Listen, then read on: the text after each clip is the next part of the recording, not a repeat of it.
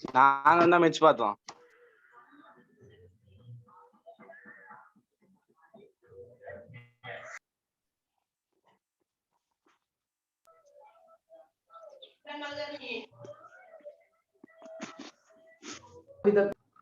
அர்த்தம் இல்ல. சரியா? சோ அப்ப அந்த விஷயத்தை அதை கேட்கறதுல அர்த்தம் இல்ல. சோ அப்ப ஆனா அதே மாதிரி சில கணியங்கள் இருக்குது. இப்ப உதாரணத்துக்கு நாங்க பார்த்தோம்னு சொன்னா விசை, நமக்கு நல்லா தெரிஞ்ச ஒரு கணியம் வந்து சொல்லி காய்ச்சோம்னு சொன்னா அது விசை. விசையை பத்தி நாங்க இங்க டீட்டெயிலா படிப்போம். ஆனா இப்போதைக்கு ஞாபகம் வச்சுக்கோ, விசைங்கிறது ஒரு பௌதிக கணியம். ஆனா விசைன்னு சொல்லும் போது உதாரணத்துக்கு நாங்க பார்த்தோம்னா ஒரு பொருள்ல 5 நியூட்டன் விசை தாக்குதுன்னு சொல்றோம். சரியா? இதுதான் எங்களுக்கு கொடுக்கப்பட்ட தகவல். ஒரு பொருள் இருக்குது, இதுல 5 நியூட்டன்ங்கிற விசை தாக்குது. சரியா? இத வந்து இந்த பதில மட்டும் நாங்க சொன்னோம்னு சொன்னா, சரியா, இந்த பதில மட்டும் நாங்க சொன்னோம்னு சொன்னா இத ஒவ்வொருத்தரும் எடுத்துக்கிற விதம் வித்தியாசமா இருக்கு. உதாரணத்துக்கு பாத்தீங்கன்னு சொன்னா ஒரு ஆள் நினைச்சுக்கலாம் இந்த 5 நியூட்டன் விசை இந்த திசையில தொழிற்படுது அப்படின்னு. இன்னொரு ஆள் நினைச்சுக்கலாம் இந்த 5 நியூட்டன் விசை இப்படி தொழிற்படுது. இன்னொரு ஆள் நினைச்சுக்கலாம் இந்த 5 நியூட்டன் விசை இப்படி தொழிற்படுது. அப்படித்தான். ஏன்னா நாங்க அதை பத்தி ஒண்ணு சொல்லல. அப்ப அடுத்த கேள்வி ஒண்ணு இருக்கும். இந்த விசையை பத்தி சொன்ன பிறகு அடுத்த கேள்வி ஒண்ணு வரும், அந்த விசை எந்த திசையில தொழிற்படுது அப்படின்னு. அந்த விஷயத்தை சொன்ன பிறகு அடுத்த கேள்வி ஒண்ணு வரப்போகுது, அந்த விசை எந்த திசையில தொழிற்படுது. சோ அப்ப கட்டாயம் அந்த கேள்விக்கு இங்க ஒரு அர்த்தம் இருக்குது. அப்படி கேட்கறதுக்கு அந்த கேள்விக்கு ஒரு அர்த்தம் இருக்குது. அப்ப நாங்க அடுத்த விஷயம் சொல்லலாம், இது எந்த திசையில தொழிற்படுது. ஏன்னா அது ரெண்டையும் சொன்னா பிறகுதான் விசையை பொறுத்த வரைக்கும் நீங்க அந்த பருமன்கிற பெருமானத்தையும் சொல்லி அந்த விசை எந்த திசையில தொழிற்படுதுங்கிறதையும் சொன்னாதான் சொல்லப்பட்ட விடயம் கேட்கப்பட்ட கேள்விக்கு சொல்ற பதில் வந்து முழுமையா இருக்கும். அல்லது நாங்க ஒரு பாதி பதில் சொன்ன மாதிரி தான் இருக்கும். இல்லைங்களா? அப்படி இல்லைன்னு சொன்னா அதுல எப்படி வந்துருன்னு சொன்னா அது வந்து நாங்க ஒரு பாதி பதில் சொன்ன மாதிரி வந்து. சோ அப்ப இந்த மாதிரியான கணியங்கள், சோ அப்ப இந்த கணியத்தை பொறுத்த வரைக்கும் இதுக்கு நாங்க பருமனும் சொல்லணும், திசையும் சொல்லணும். சோ இந்த கணியத்தை பொறுத்த வரைக்கும் நாங்க சொல்லுவோம் இது வந்து எப்படியாப்பட்ட கணியம் அப்படின்னா ஒரு காவி கணியம் அப்படின்னு. ஏன் இதுக்கு வந்து பருமனும் இருக்கும், திசையும் இருக்கும். கிளியரா? சோ இது வந்து நாங்க போன கிளாஸ்லயே சொன்ன விஷயம், நாங்க திருப்பி ஒருக்கா ரிப்பீட் பண்றோம். சோ அப்ப என்ன பார்த்தோம் அப்படின்னு. சோ அப்ப அதை வச்சு நாங்க காவி கணியங்கள் எண்ணி கணியங்கள்னு சொல்லி படிச்சோம். அதுக்கு நோட்ஸும் எழுதியிருக்கிறோம், உதாரணமும் எழுதியிருக்கிறோம். சோ அதுக்கு பிறகு நாங்க இதுல ஒவ்வொரு கணியமா பார்த்துக்கிட்டு போனோம். சோ அது ஞாபகம் இருக்கும்னு நினைக்கிறேன். நாங்க முதல் பார்த்த விஷயம் வந்து தூரம் அப்படின்னு சொல்லி ஒரு கணியத்தை பார்த்தோம். நாங்க டிஸ்டன்ஸ் அப்படின்னு சொல்லுவோம். தூரத்தை வந்து நாங்க வரையறுக்கும் போது இந்த இங்க ஒரு புள்ளி இருக்குது, இங்க ஒரு புள்ளி இருக்குது, ஏபின்னு சொல்லி. சோ ஏக்கும் பிக்கும் இடையில உள்ள தூரம் என்னன்னு கேட்டா, ஏக்கும் பிக்கும் இடையில உள்ள தூரம் என்னன்னு கேட்டா நாங்க என்ன சொல்லுவோம், அதை எப்படி வரையறுக்கிறோம் அப்படின்னா ஏக்கும் பிக்கும் இடையிலான பாதையின் நீளம். ஏக்கும் பிக்கும் இடையிலான பாதையின் நீளம். உதாரணத்துக்கு நான் சொல்லுவோம் ஏக்கும் பிக்கும் இடையில இப்படி ஒரு பாதை இருக்குது. சோ இந்த பாதையோட நீளத்தை கண்டுபிடிச்சீங்கன்னா அதைத்தான் நாங்க சொல்ல போறோம் ஏக்கும் பிக்கும் இடையிலான தூரம் அப்படின்னு. சில நேரம் ஏக்கும் பிக்கும் இடையில ரெண்டு பாதையும் இருக்கலாம், பிரச்சனை இல்லை.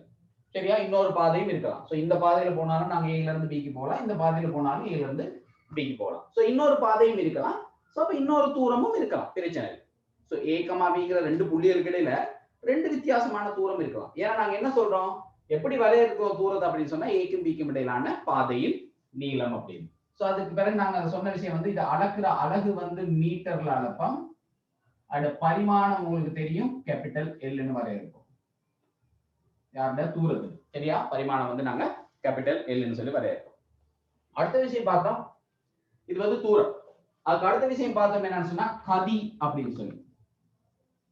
சரியா? கதி அப்படின்னு. கதியை வந்து நாங்க வரைவிலக்கணப்படுத்தும் போது நாங்க சொல்லணும் கதி வந்து எதுக்கு சமன்னா தூரத்தை நேரத்தால பிரிச்சு வாரதுக்கு சமன் அப்படின்ட்டு. கதியை வந்து நாங்க சொல்லும் போது சொல்லுவோம் ஸ்பீட். சரியா? சோ தூரத்தை நேரத்தால பிரிச்சு வாருங்க. அப்ப இங்கேயும் பாத்தீங்கன்னு சொன்னா இன்னொரு விஷயம் நான் சொல்லாமட்டேன் என்னன்னா தூரம்னு சொல்லும் போது இப்ப நாங்க பார்த்தோம்னா அலகு வந்து மீட்டர், பரிமாணம் வந்து எடை.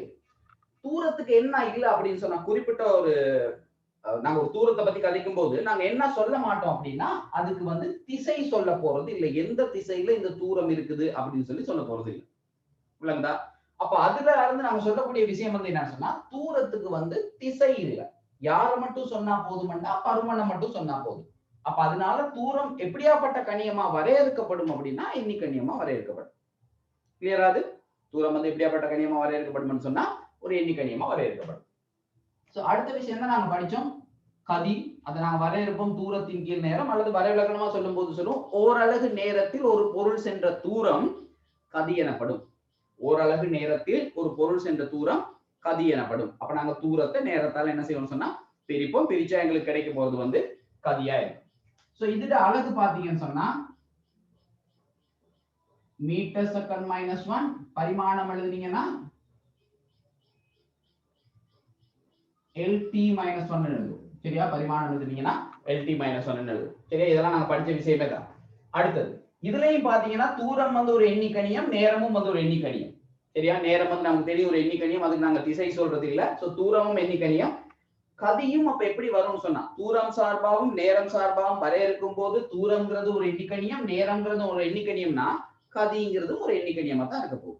அது விளங்குது தானே? சோ அப்ப தூரம் ஒரு எண்ணிக்கணியம், கதியை வந்து நாங்க தூரம் சார்பா வரையறுக்கிறோம், தூரம் சார்பாகவும் நேரம் சார்பாகவும். சோ அப்ப கதியும் வந்து என்ன கணியமா வரையறுக்கப்படும் அப்படின்னா, அல்லது என்ன கணியமா இருக்க போகுது அப்படின்னா ஒரு எண்ணிக்கணியமா தான் இருக்க போகுது. அது கிளியரா? சோ அது ரெண்டு விஷயம். அதுக்கு பிறகு நாங்க பார்த்தது, சோ இதெல்லாம் படிச்ச விஷயமா. சரியா? நான் ஒன்னும் புது விஷயம் சொல்லல, எல்லாமே நாங்க ஏற்கனவே படிச்சது. சோ அடுத்தது பாத்தீங்கன்னு சொன்னா அதுக்கு அடுத்து நாங்க பார்த்த விஷயம் வந்து இடப்பெயர்ச்சி அப்படிங்கிற ஒரு கணியம் படிக்கிறோம்.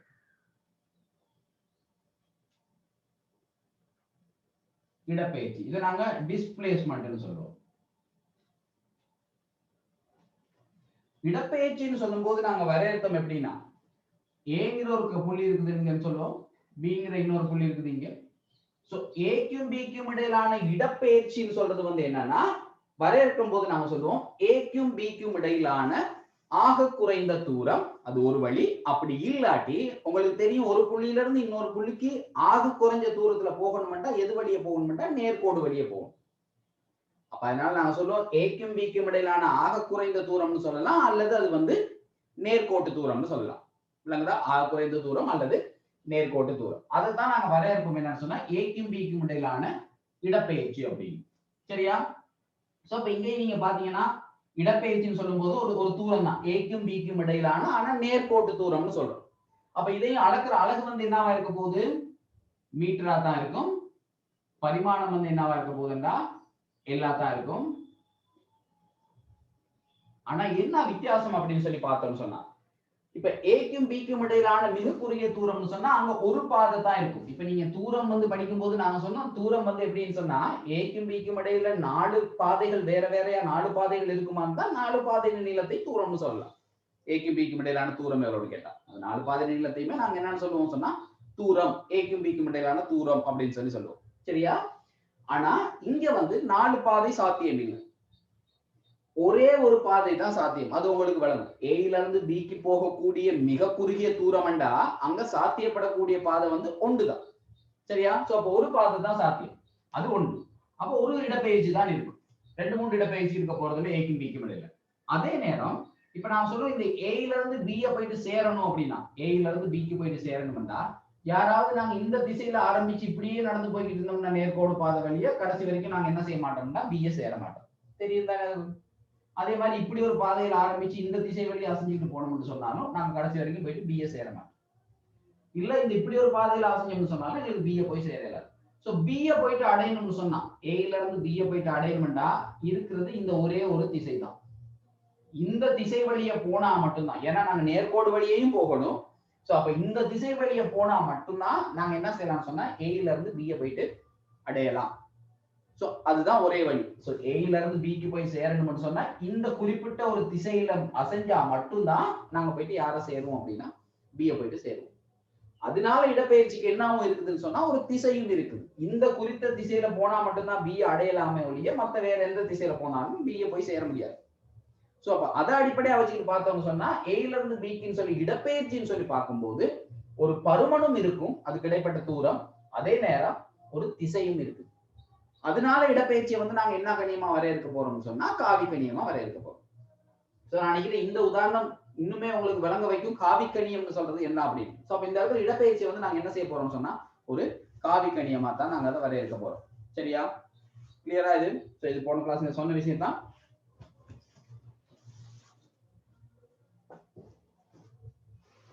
ஓகே. சோ அப்ப அடுத்த விஷயத்தை பார்ப்போம். சோ இது இடப்பெயர்ச்சி. அதுக்கு அடுத்து நாங்க படிச்ச விஷயம் வந்து வேகம். இத வெலோசிட்டின்னு சொல்லுவோம், கதிய ஸ்பீடுன்னு சொல்லுவோம். சரியா? வேகம். வேகம்ன்றது வந்து எப்படி வரையறுக்கப்பட்டுச்சுன்னா இடப்பெயர்ச்சியின் கீழ் நேரம், அல்லது வசனமா சொல்லும் போது நாங்க இதை சொல்லுவோம் ஓரளவு நேரத்தில் ஒரு பொருள் அடைந்த இடப்பெயர்ச்சி. சோ இடப்பெயர்ச்சியின் கீழ் நேரம். சோ இதுக்கும் பாத்தீங்கன்னா அலகு என்ன வரப்போகுது, கதிக்கு மாறியே தான் வரப்போகுது. இடப்பெயர்ச்சி அளக்கிற அலகு மீட்டர், கீழே செகண்ட் அளக்கிற அலகு டைம் அளக்கிற அலகு செகண்ட். சோ அப்ப மீட்டர் செகண்ட் -1, அல்லது இதை நாங்க எழுதும் போது எப்படி எழுதலாம்னு சொன்னா மீட்டர் பெர் செகண்ட் எழுதுவோம். பரிமாணம் எழுதி பாத்தீங்கன்னு சொன்னா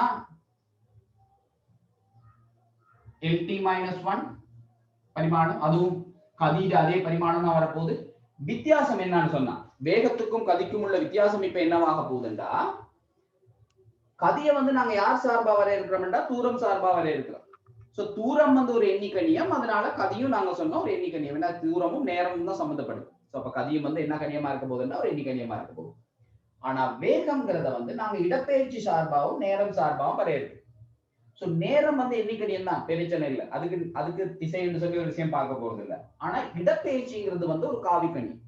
சோ இந்த இடப்பெயர்ச்சிக்கு நாங்க எதை பத்தி கவனிப்போம் அப்படின்னு சொன்னா திசையை பத்தி கவனிப்போம். சோ இதுக்கு திசையை பத்தி கவனிக்கிறோம்னு சொன்னா வேகத்துக்கும் திசையை பத்தி கவனிக்கிறோம்னு தான் அர்த்தம். சோ தட் மீன் என்னன்னா இடப்பெயர்ச்சிக்கு திசை இருக்குதுன்னா வேகத்துக்கும் திசை இருக்குதுன்னு அர்த்தம். விளங்குதா? இடப்பெயர்ச்சிக்கு திசை இருக்குதுன்னு சொன்னா வேகத்துக்கும் திசை இருக்குதுன்னு அர்த்தம். சோ அப்ப அதனால வேகமும் என்ன கணியமா வரையறுக்கப்படும் அப்படின்னு சொன்னா ஒரு காவிக்கணியமா வரையறுக்கப்படும். விளங்குதா? சோ அப்ப 4 கணியம் படிச்சோம்: தூரம், கதி, இடப்பெயர்ச்சி, வேகம். விளங்குதா? சோ அப்ப இது தான் நாங்க போன கிளாஸ்ல படிச்சதுன்னு நினைக்கிறேன். இது அவ்வளவுக்கு நோட்ஸ் எழுதி இருக்கிறோம். எனக்கு கொஞ்சம் சொல்லுங்க, நாங்க ஆறுமுடுகள்ங்கிற ஒரு கணியத்தை போன கிளாஸ்ல படிச்சோமா இல்லையா? கடைசி கிளாஸ்ல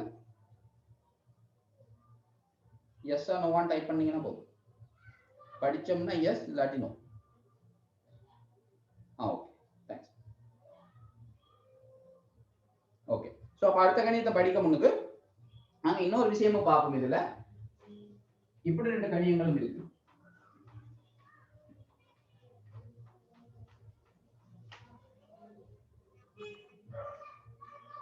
அடுத்த தலையங்க போட்டுக்கோங்க. அப்ப சீரான வேகம்,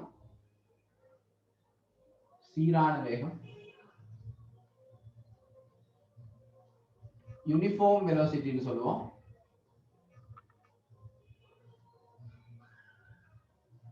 சரியா?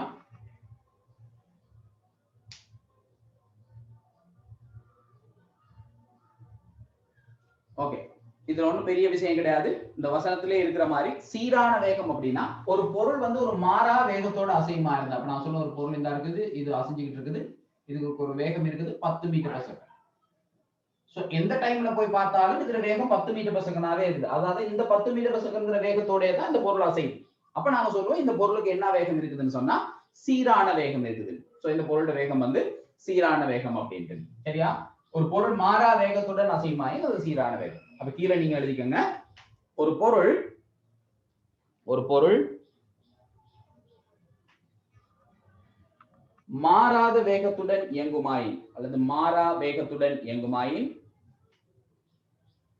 ஒரு பொருள் மாறா வேகத்துடன் இயங்குமாயின்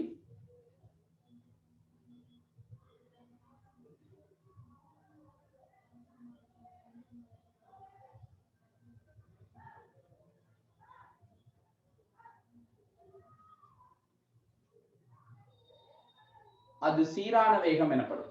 அது சீரான வேகம் எனப்படும்.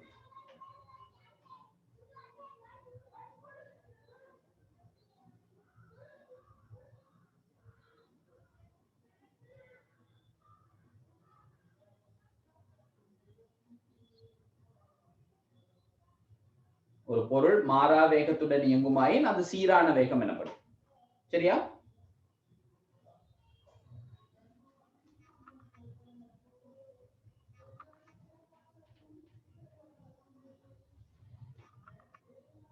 அடுத்த தலையங்க போட்டுக்கோங்க, சராசரி வேகம்.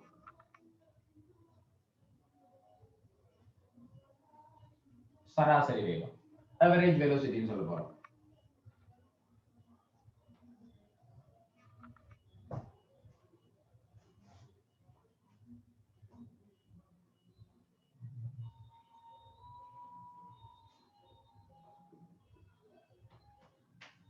சரியா?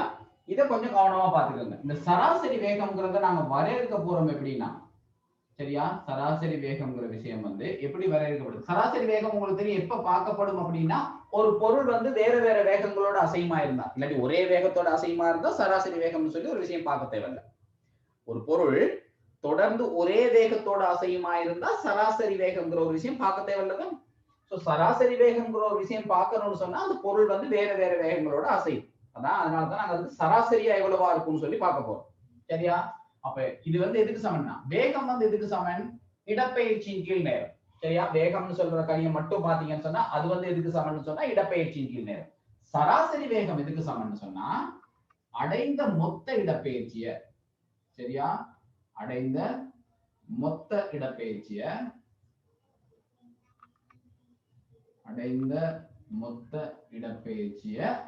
அதுக்கு அடுத்த மொத்த நேரத்தால பிரிக்கிறதா. அடைந்த மொத்த இடப்பெயர்ச்சிய அதுக்கு அடுத்த முழு நேரம் அல்லது மொத்த நேரம், அந்த முழு இடப்பெயர்ச்சியும் அடைகிறதுக்கு அதுக்கு எவ்வளவு நேரம் எடுத்திருக்குதோ அந்த நேரம்.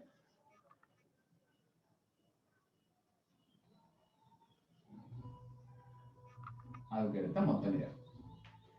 சோ இது கொஞ்சம் விலைக்கு கிளியரா என்னன்னு சொன்னா சராசரி வேகம்ங்கிறது அடைந்த மொத்த இடப்பெயர்ச்சிக்கு மொத்த நேரம். இப்ப உதாரணத்துக்கு நாங்க பார்ப்போம் ஒரு கேள்விய. ஒரு பொருள் வந்து நான் சொன்ன முதல்ல ஒரு 2 செகண்ட் டைமுக்கு 10 மீட்டர் per செகண்ட்ங்கிற வேகத்தோட அசையுது. சரியா? அதுக்கு அடுத்த ஒரு 3 செகண்ட் டைமுக்கு, அடுத்த 3 செகண்ட் டைமுக்கு இவர் இப்ப என்ன செய்யறாருன்னு சொன்னா 20 மீட்டர் per செகண்ட் வேகத்தோட அசைறாரு. சரியா? நான் சொன்ன இந்த புள்ளியை A, இந்த புள்ளியை B, இந்த புள்ளியை C ன்னு சொல்லி, சரியா? சோ அப்ப ஒரு துணிக்கு என்ன செய்யுதுன்னு சொன்னா, சரியா, ஒரு பொருள் என்ன செய்யுதுன்னு சொன்னா A ல இருந்து B வரைக்கும் 10 மீட்டர் per செகண்ட்ங்கிற ஒரு மாறா வேகத்தோட, அது மாறாத வேகம். அந்த A ல இருந்து B வரைக்கும் போற அந்த டைமுக்குள்ள மாறா வேகம், அதுக்கு அடுத்த டைம் 2 செகண்ட். சரியா? பிறகு B ல இருந்து C வரைக்கும் இந்த பொருள் அசைது 20 மீட்டர் per செகண்ட்ங்கிற வேகத்தோட, அந்த B ல இருந்து C வரைக்கும் அந்த வேகம் மாறாம இருக்குது, அதுக்கு அடுத்த டைம் வந்து 3 செகண்ட். சோ இப்ப கேள்வி வந்து இந்த பொருள் A ல இருந்து C வரைக்கும் போற நேரம், இந்த பொருள் A ல இருந்து C வரைக்கும் போற நேரம் பாத்தீங்கன்னா வேகம் மாறி இருக்கு. ஒரு குறிப்பிட்ட பகுதியை 10 மீட்டர் per செகண்ட் வேகத்தோட போயிருக்குது, இன்னொரு குறிப்பிட்ட பகுதியை 20 மீட்டர் per செகண்ட் வேகத்தோட போயிருக்குது. சராசரி வேகம் எவ்வளவு கேட்கலாம். இப்ப கேள்வி வந்து சராசரி வேகம். இப்ப நாங்க இந்த விஷயத்தை பத்தி யோசிக்காம, இங்க நாங்க எழுதி வச்சிருக்கிற அந்த மேல எழுதி வச்சிருக்கிற விஷயத்தை பத்தி யோசிக்காம சராசரி வேகம்னு கேட்டா என்ன செஞ்சு விட்டுருவோம். ஆரம்பத்துல அதுக்கு இருந்த வேகம் 10 மீட்டர் per செகண்ட், கடைசி அடுத்து இரண்டாவது பகுதியில் அதுக்கு இருந்த வேகம் வந்து 20 மீட்டர் per செகண்ட், ரெண்டையும் கூட்டி 2ஆல பிரிச்சு விட்டுறது. அதானே நமக்கு தெரிஞ்ச சராசரி.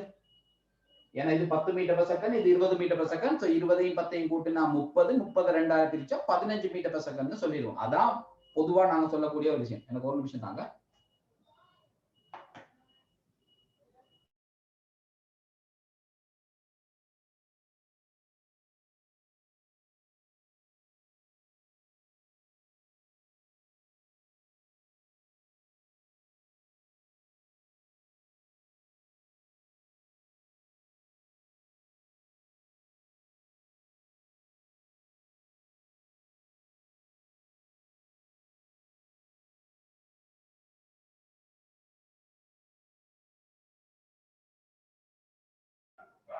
ஓகே, சரியா? சோ அப்ப நாங்க யோசிக்கிற சராசரிங்கிறது வந்து என்னது, இவர் ஆரம்பத்துல 10 மீட்டர் per செகண்ட் வேகத்தோட போயிருக்கிறாரு, திருப்ப 20 மீட்டர் per செகண்ட் வேகத்தோட போறாரு. சோ அப்ப சராசரின்னு சொன்னா 20ஐயும் 10ஐயும் கூட்டி 2ஆல பிரிச்சாச்சு 15 மீட்டர் per செகண்ட் விட வரும். சோ அதுதான் எங்களுக்கு சராசரி வேகம். ஆனா உண்மை அது இல்லை. சரியா? நாங்க எதை பத்தி யோசிக்கணும் அப்படின்னா இந்த டைமை பத்தி யோசிக்கணும். எவ்வளவு நேரத்துக்கு இந்த வேகத்தோட அசைஞ்சிருக்குது, எவ்வளவு நேரத்துக்கு இந்த வேகத்தோட அசைஞ்சிருக்கு. அதனாலதான் இங்க நாங்க சராசரி வேகம்ங்கிற வரையறுக்கும் போது அடைந்த மொத்த இடப்பெயர்ச்சியின் கீழ் அதுக்கு எடுத்த மொத்த நேரம்னு சொல்லி வரையறுக்கிறோம். அடைந்த மொத்த இடப்பெயர்ச்சியின் கீழ் அதுக்கு எடுத்த மொத்த நேரம் அப்படின்ட்டு. அப்ப அதுபடி பாத்தீங்கன்னா இந்த விஷயத்தை செய்யறது அப்ப நாங்க என்ன பார்க்கணும் அப்படின்னா, சரியா, நாங்க அப்ப இங்க என்ன பார்க்கணும் அப்படின்னா இந்த அடைந்த மொத்த இடப்பெயர்ச்சி பார்க்கணும்னா A ல இருந்து C வரைக்கும் போன இந்த முழு தூரத்தையும் பார்க்கணும், அது எவ்வளவு போயிருக்கும் அப்படின்னு. அப்ப அதை பார்க்கறதுக்கு நாங்க லேசான வழி வந்து ஒரேதான் பார்க்க இயலாது. அப்ப அதை பார்க்கறதுக்கு என்ன வழின்னா இந்த A ல இருந்து B வரைக்கும் போன தூரம் எவ்வளவு, பிறகு B ல இருந்து C வரைக்கும் போன தூரம் எவ்வளவுன்னு பார்க்கணும். அதுக்கு நாங்க என்ன செய்யலாம், நாங்க படிச்சு வச்சிருக்க சமன்பாடு என்னது, வேகம் சமன் இடப்பெயர்ச்சியின் கீழ் நேரம்.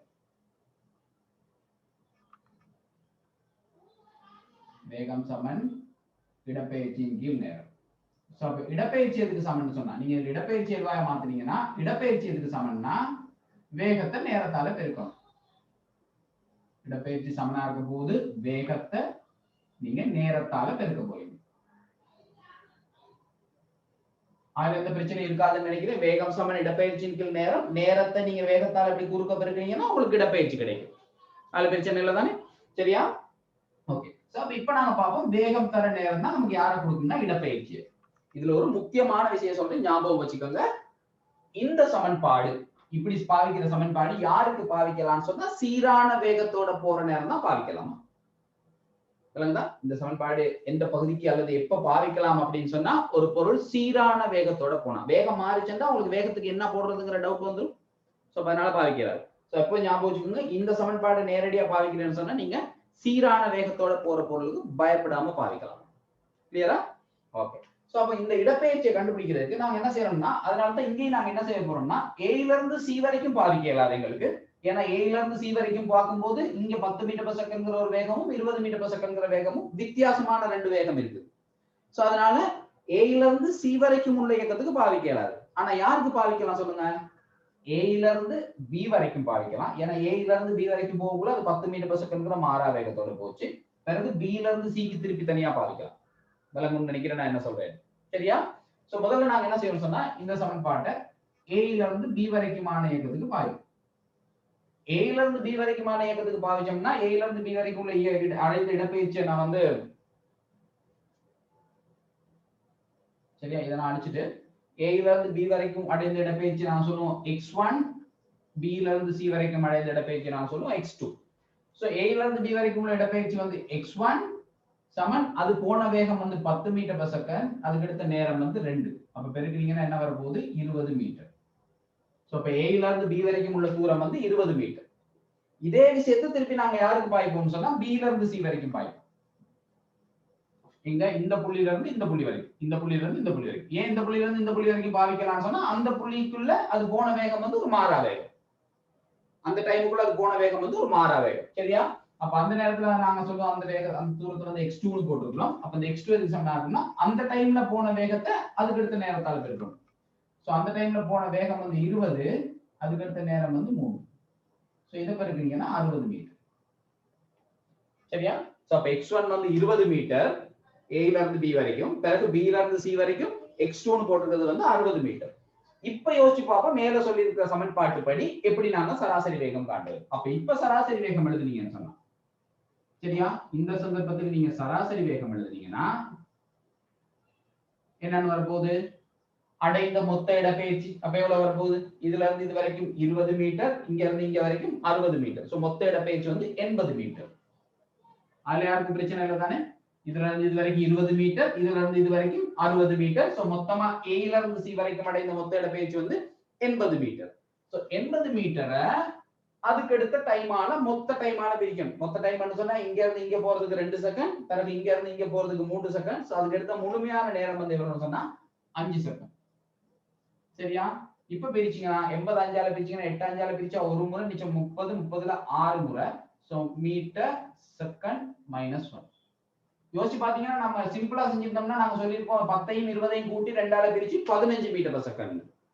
ஆனா உண்மையான சராசரி வேகம் வந்து 16 மீட்டர் per செகண்ட். சரியா? உண்மையான சராசரி வேகம் வந்து 16 மீட்டர் per செகண்ட், 15 இல்ல. அத சொல்றதுக்காக தான் நாங்க இந்த இவ்வளவு விஷயத்தை செய்யறோம். அப்ப ஞாபகம் வச்சுக்க வேண்டிய விஷயம் வந்து சராசரி வேகம்னு சொன்னா அடைந்த மொத்த இடப்பெயர்ச்சி அதுக்கு அடுத்த மொத்த நேரத்தால பிரிக்கணும். அதே மாதிரி சராசரி கதின்னு சொன்னாலும் இதே விஷயம் தான். சரியா? சராசரி கதின்னு சொன்னாலும் இதே விஷயம் தான். என்ன வித்தியாசம்? சராசரி கதினா அடைந்த மொத்த தூரத்தின் கீழ் அல்லது சென்ற மொத்த தூரத்தின் கீழ் அதற்கு அடுத்த மொத்த நேரம். ஏன்னா கதியை வந்து நாங்க விளையாடுபடுத்தும் போது தூரம் சார்பா சொல்லுவோம். சோ அப்ப அங்க சராசரி கதின்னு சொன்னா நீங்க தூரம் சார்பா சொல்லணும். சரியா?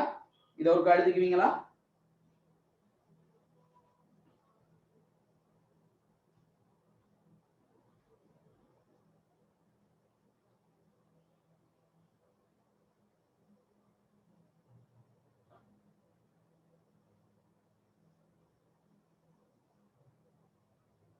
சோ என்ன அழிக்கிறேன்.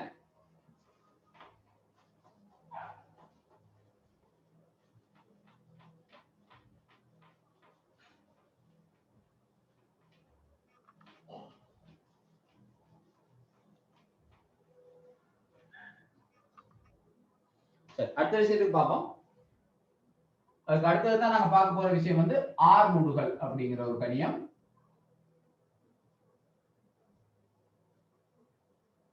அக்சலரேஷன் சொல்லுவோம்.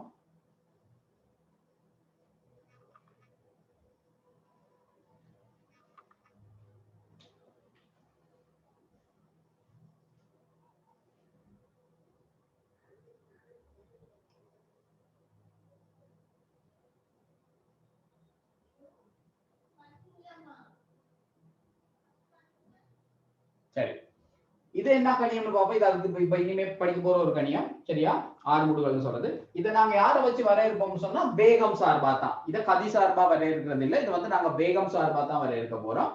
சோ வேகம் சார்பா எப்படி சொல்லுவோம்னா வேகம் மாறும் வீதம் அல்லது வேகம் அதிகரிக்கும் வீதம் ஆர்முடுகல் எனப்படும். ஒரு பொருளில் வேகம் அதிகரிக்கும் வீதம் அல்லது வேக மாற்று வீதம், பொதுவா சொன்னோம்னா வேக மாற்று வீதம், ஒரு பொருளில் வேக மாற்று வீதம் ஆர்முடுகல் எனப்படும். அப்ப ஆர்முடுகல் இருக்குது ஒரு பொருளுக்கு அப்படின்னா என்ன அர்த்தம்னா அந்த பொருளோட வேகம் மாறுதுன்னு அர்த்தம். அது விளங்குது தானே? சோ இது வரைக்கும் நாங்க பார்த்தோம் சீரான வேகம்னு சொன்னோம், சராசரி வேகம்னு சொன்னோம். அப்ப சீரான வேகம்னு சொல்லும் போது உங்களுக்கு தெரியும் அது வந்து மாறா வேகம். சீரான வேகம்னா மாறா வேகம். சோ ஒரு பொருள் மாறா வேகத்தோட போகுதுன்னு சொன்னா அதுக்கு ஆர்முடுகல்ங்கிற ஒரு விஷயம் இருக்க போறது இல்லை. ஏன் ஆர்முடுகலை வந்து நாங்க எப்படி வரையறுக்கிறோம்னா வேகம் மாறும் வீதம், சரியா, அல்லது வேக மாற்று வீதம். அப்ப கீழே எழுதிங்க, நான் அதை சொல்றேன். வேக மாற்று வீதம், வேக மாற்று வீதம், வேக மாற்று வீதம், வேக மாற்று வீதம் ஆர்முடுகல் எனப்படும். வேக மாற்று வீதம் ஆர்முடுகல் எனப்படும்.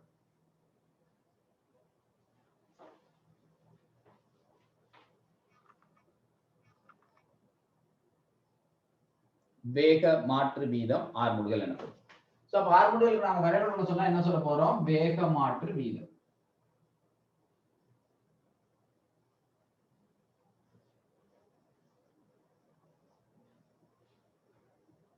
சரியா, இந்த வசனத்தை கொஞ்சம் ஒழுங்கா விளைக்கும். ஏன்னா இது அடிக்கடி பிசிக்ஸ்ல இனிமே படிக்க போற நிறைய விஷயங்கள்ல இதே அடிப்படையா வச்சு வந்துகிட்டு இருக்கும். அப்படின்னா என்ன அர்த்தம்னா இந்த இடத்துல நாங்க சொல்ற கணியம் வந்து வேகம்.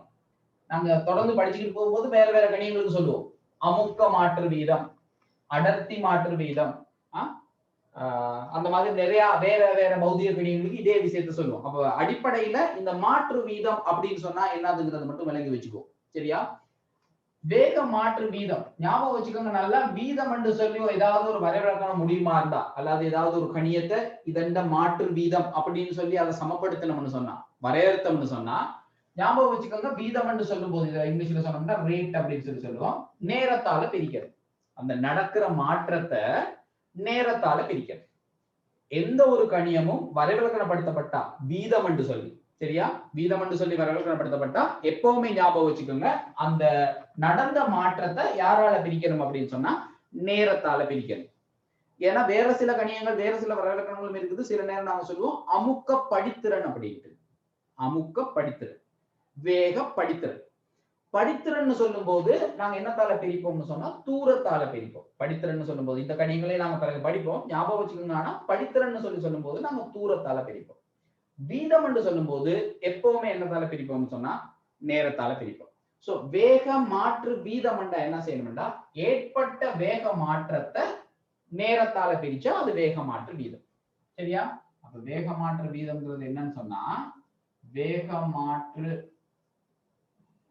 மாற்ற வீதம் என்று சொல்றது உண்மையா என்னதுன்னா வேக மாற்றத்தை அதுக்கடுத்த நேரத்தால பிரிக்கிறது. வேக மாற்றத்தை அதுக்கடுத்த நேரத்தால பிரிக்கிறது. சோ இது முதலாவது விஷயம். ஏன் நேரத்தால பிரிக்கிறோம்னா வீதம் என்று முடிவதனால. சரியா, வீதம் அந்த வரைவிலக்கணம் முடிகிறதுனால நாங்க அதை யாரால பிரிக்கிறோம்? நேரத்தால பிரிக்கிறோம். அடுத்த விஷயம் பார்ப்போம். இந்த மாற்றம் என்று சொல்றது என்னது? வேக மாற்றம். இப்ப இதே மாதிரி நாங்க இன்னும் படிப்போம். அமுக்க மாற்ற வீதம், அடர்த்தி மாற்ற வீதம், அந்த மாதிரி எல்லாம் சொல்ல போறோம். சோ அப்படி சொல்லும் போது வீதம் என்று சொன்னா எங்களுக்கு விளங்கிடும் நேரத்தால பிரிக்க போறோம். மாற்றம் என்று சொன்னா என்ன அப்படின்னா இதுவும் எப்பவுமே நீங்க ஞாபகத்துக்கு வச்சுக்கலாம். இறுதி பெருமானத்துல இருந்து ஆரம்ப பெருமானத்தை கழிச்சா அது மாற்றம். அதுதான் இங்க பொதுவா நாங்க சொல்ற மாற்றத்துக்கு அர்த்தம். இது வேக மாற்றம்னு சொன்னா ஒரு பொருளின் இறுதி வேகத்துல இருந்து ஆரம்ப வேகத்தை கழிச்சீங்கன்னா அது வேக மாற்ற வீதம், சாரி வேக மாற்றம். சரியா, அப்ப வேக மாற்றம்னா என்னன்னா இறுதி வேகத்துல இருந்து இறுதி வேகம் மைனஸ் ஆரம்ப வேகம். இது வேகம் என்று சொன்னா இந்த விஷயம், இது வேற ஒரு கணியமா இருந்தாலும் இதே தான். உதாரணத்துக்கு நாங்க சொல்லுவோமே அடர்த்தி மாற்றம்னு, ஒரு பொருளின் அடர்த்தி மாற்றம்னு சொன்னாலும் விஷயம் இதுதான். இறுதி அடர்த்தியில இருந்து ஆரம்ப அடர்த்தியை கழிக்கிறது. ஏன்னா ஒரு மாற்றம் நடந்திருக்கின்ற ஆரம்ப ஒரு நிலைமை ஒன்று இருந்திருக்கும், இறுதி நிலைமை ஒன்று இருந்திருக்கும். அப்படித்தான் ஒரு மாற்றம்னு சொல்லும் போது ஆரம்ப நிலைமை ஒன்று இருந்திருக்கும், இறுதி நிலை ஒன்று இருந்திருக்கும். சோ அப்ப இறுதி நிலையில இருந்து ஆரம்ப நிலையை கழிக்கிறது தான் நாங்க சொல்ற மாற்றம். சோ அப்ப வேக மாற்ற வீதம் என்றா வேக மாற்றத்தின் கீழ் நேரம், வேக மாற்றம்னா என்ன, இறுதி வேகத்துல இருந்து ஆரம்ப வேகத்தை கழிக்கிறது. அப்ப இதுதான் என்னவா இருக்கும்னு சொன்னா ஆர் முடுகலா இருக்குது. சரியா, இந்த விஷயம் தான் ஆர் முடுகலா இருக்குது. சோ இதான் ஆர் முடுகலுக்கான சமன்பாடு. இதை கீழே எழுதிக்கிறீங்களா?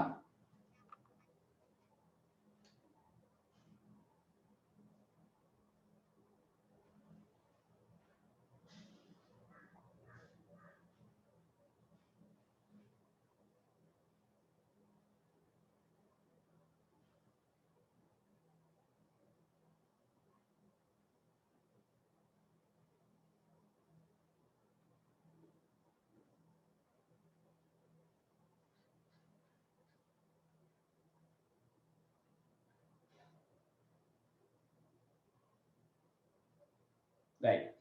சோ அடுத்த விஷயம் இப்ப இங்கேயும் சொல்லுவோம், இந்த வசனத்தை விளங்கிட்டீங்கன்னா சரி. இப்ப நாங்க ஏற்கனவே சொன்னோம் சீரான வேகம்ங்கிறது என்ன அப்படின்ட்டு. சீரான வேகம்னா என்ன அப்படின்ட்டு. சீரான வேகம்னா என்ன சொன்னா, ஒரு பொருள் மாறா வேகத்துடன் அசையுமாயின் அது சீரான வேகம்.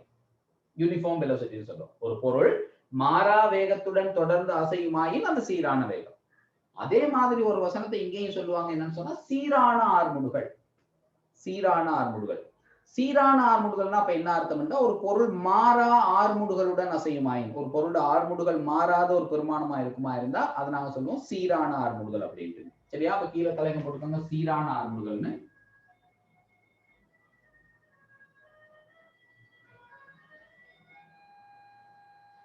சீரான ஆர்முடுகள், யூனிஃபார்ம் ஆக்சலரேஷன். கீழே எழுதிக்கங்க, ஒரு பொருள்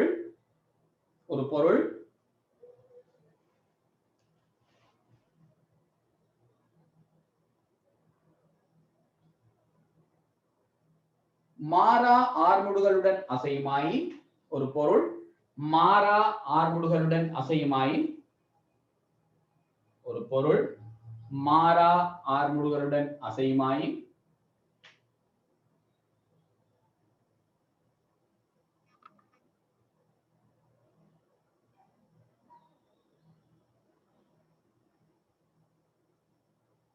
அது சீரான ஆர்முடுகள் எனப்படும். அது சீரான ஆர்முடுகள் எனப்படும். அது சீரான ஆர்முடுகள் எனப்படும்.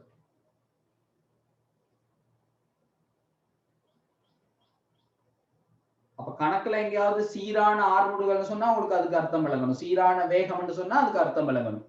சரியா?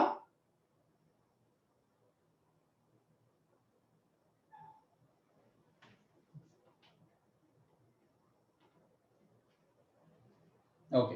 சோ அடுத்த ஒரு முக்கியமான விஷயத்தை நாங்க பார்த்தோம்னு சொன்னா, சரியா, அது என்னதுன்னு சொன்னா, நாங்க இந்த எண்ணிக்கணியங்கள் காவி கணியங்கள் சொல்லி நாங்க பௌதிக கணியங்களை பிரிக்கிறோம். அப்படி பிரிக்கிறதுக்கு ஒரு காரணம் வந்து என்னன்னு சொன்னா, உங்களுக்கு தெரியும், நான் முதல்ல சொல்லியிருக்கிறேன், எண்ணிக்கணியங்கள்ல செய்யக்கூடிய கூட்டல் கழித்தல் செய்யறது வந்து இலகுவா செய்யலாம். இப்ப 10 செகண்டையும் 5 செகண்டையும் கூட்ட சொன்னா 15 செகண்ட், அதுல அதுக்கு மேல வேற எதுவுமே யோசிக்க வேண்டிய அவசியம் இல்லை. ஆனா 10 நியூட்டனும் 5 நியூட்டனும் எவ்வளவுன்னு கேட்டா 15 நியூட்டன் சொல்றதுக்கு கொஞ்சம் யோசிக்க வேண்டியிருக்கும். காரணம் என்னன்னா, விசை நியூட்டன் சொல்லும் போது அது ஒரு விசைக்கு வந்து என்ன இருக்கும்னு சொன்னா திசை இருக்கும்.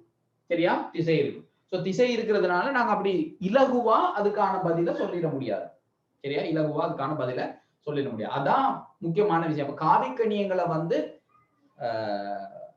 கணிப்புகள் செய்யும் போது, அது கூட்டலா இருக்கலாம், கழித்தலா இருக்கலாம், பெருக்கலா இருக்கலாம், பிரித்தலா இருக்கலாம், கணிப்புகள் செய்யும் போது காவி கணியங்களுக்கு வந்து நம்ம கொஞ்சம் கவனமாவே இருக்கணும். என்ன செய்யறோம் அப்படின்னு, ஏன்னா அதுல திசையையும் கவனிச்சுதான் அதுக்கான பதில சொல்லணும். சரியா, அதுல திசையையும் கவனிச்ச பிறகுதான் நாங்க அதுக்கான பதில சொல்லலாம். சரியா, அப்ப அதே மாதிரி இன்னொரு விஷயம் இருக்குது, என்னன்னு சொன்னா, எண்ணிக்கணியங்களுக்கு மறை பெருமானம் வந்தா அதுக்கு அர்த்தம் இருக்காது. உதாரணத்துக்கு நாங்க சொல்லுவோம், நாங்க கேட்கிறோம் ஒரு டைம் எவ்வளவுன்னு சொல்லி ஒரு ஆளுக்கு அது பதில் சொல்றாரு -5 செகண்ட் அப்படி. சரியா? ஒரு டைமை பத்தி நாங்க கேட்கிறோம், அதுக்கு பதில் வருது -5 செகண்ட். சோ நமக்கு வெளிப்படையா விளங்கு -5 செகண்டுக்கு எந்த விதமான அர்த்தமும் இல்லை. என்ன அர்த்தம்? -5 செகண்ட் சொன்னா அதை நாங்க எப்படி யோசிக்கிறது? விளங்குதா என்ன சொல்றேன்? சரியா? சோ பொதுவா எண்ணிக்கணியங்களுக்கு மறைபெருமானங்கள் வந்துச்சுன்னா அதுக்கு அர்த்தம் இல்லை. அது வெளிப்படையா எங்களுக்கு தெரியும். சோ இதுக்கு அர்த்தம் இருக்க போறது இல்லை. ஆனா காவிக்கணியங்களுக்கு மறைபெருமானங்கள் வந்தா அதுக்கு அர்த்தம் இருக்கு. காவிக்கணியங்களுக்கு மறைபெருமானம் வந்தா அதுக்கு அர்த்தம் இருக்கு. உதாரணத்துக்கு நாங்க சொல்றோம் ஒரு பொருளோட வேகத்தை நாங்க -5 மீட்டர்/செகண்ட் சொல்றோம். சரியா? நல்லா கவனிச்சுக்கோங்க. ஒரு பொருளோட வேகத்தை நாங்க -5 மீட்டர்/செகண்ட் சொல்றோம். என்ன அர்த்தம்? இதுக்கு என்ன அர்த்தம் அப்படின்னு சொல்லி யோசிச்சோம்னு சொன்னா, நாங்க பொதுவா வேகம் என்று சொல்லி சொல்லும் போது உங்களுக்கு தெரியும் அதுக்கு திசை இருக்கு. சரியா? வேகம் என்று சொல்லி சொல்லும் போது அதுக்கு என்ன இருக்குது? திசை இருக்கு. சோ உதாரணத்துக்கு நான் சொல்றேன் ஒரு குறிப்பிட்ட திசை இருக்கு. நாங்க வழக்கமா இங்க கேள்விகள்லாம் செய்யும் போது நாங்க என்ன செய்வோம் அப்படின்னா, ஒரு குறித்த திசையை நேர் திசைன்னு எடுத்துக்கிறது, பிளஸ்ன்னு சொல்லி எடுத்துக்கிறது. உதாரணத்துக்கு நான் சொல்றோம் இந்த பொருள் இந்த திசையில அசைஞ்சா இதை நாங்க நேர் திசைன்னு எடுத்துக்கிறோம். நாங்க அதை அப்படி எடுத்துக்கிறோம். சரியா? அப்புறம் அதை கேட்கக்கூடாது, ஏன் அதை எடுத்துக்கிறோம் அப்படின்னு நீங்க வேணும்னா மத்த பக்கத்தையும் எடுத்துக்கலாம், பிரச்சனை இல்லை. சரியா?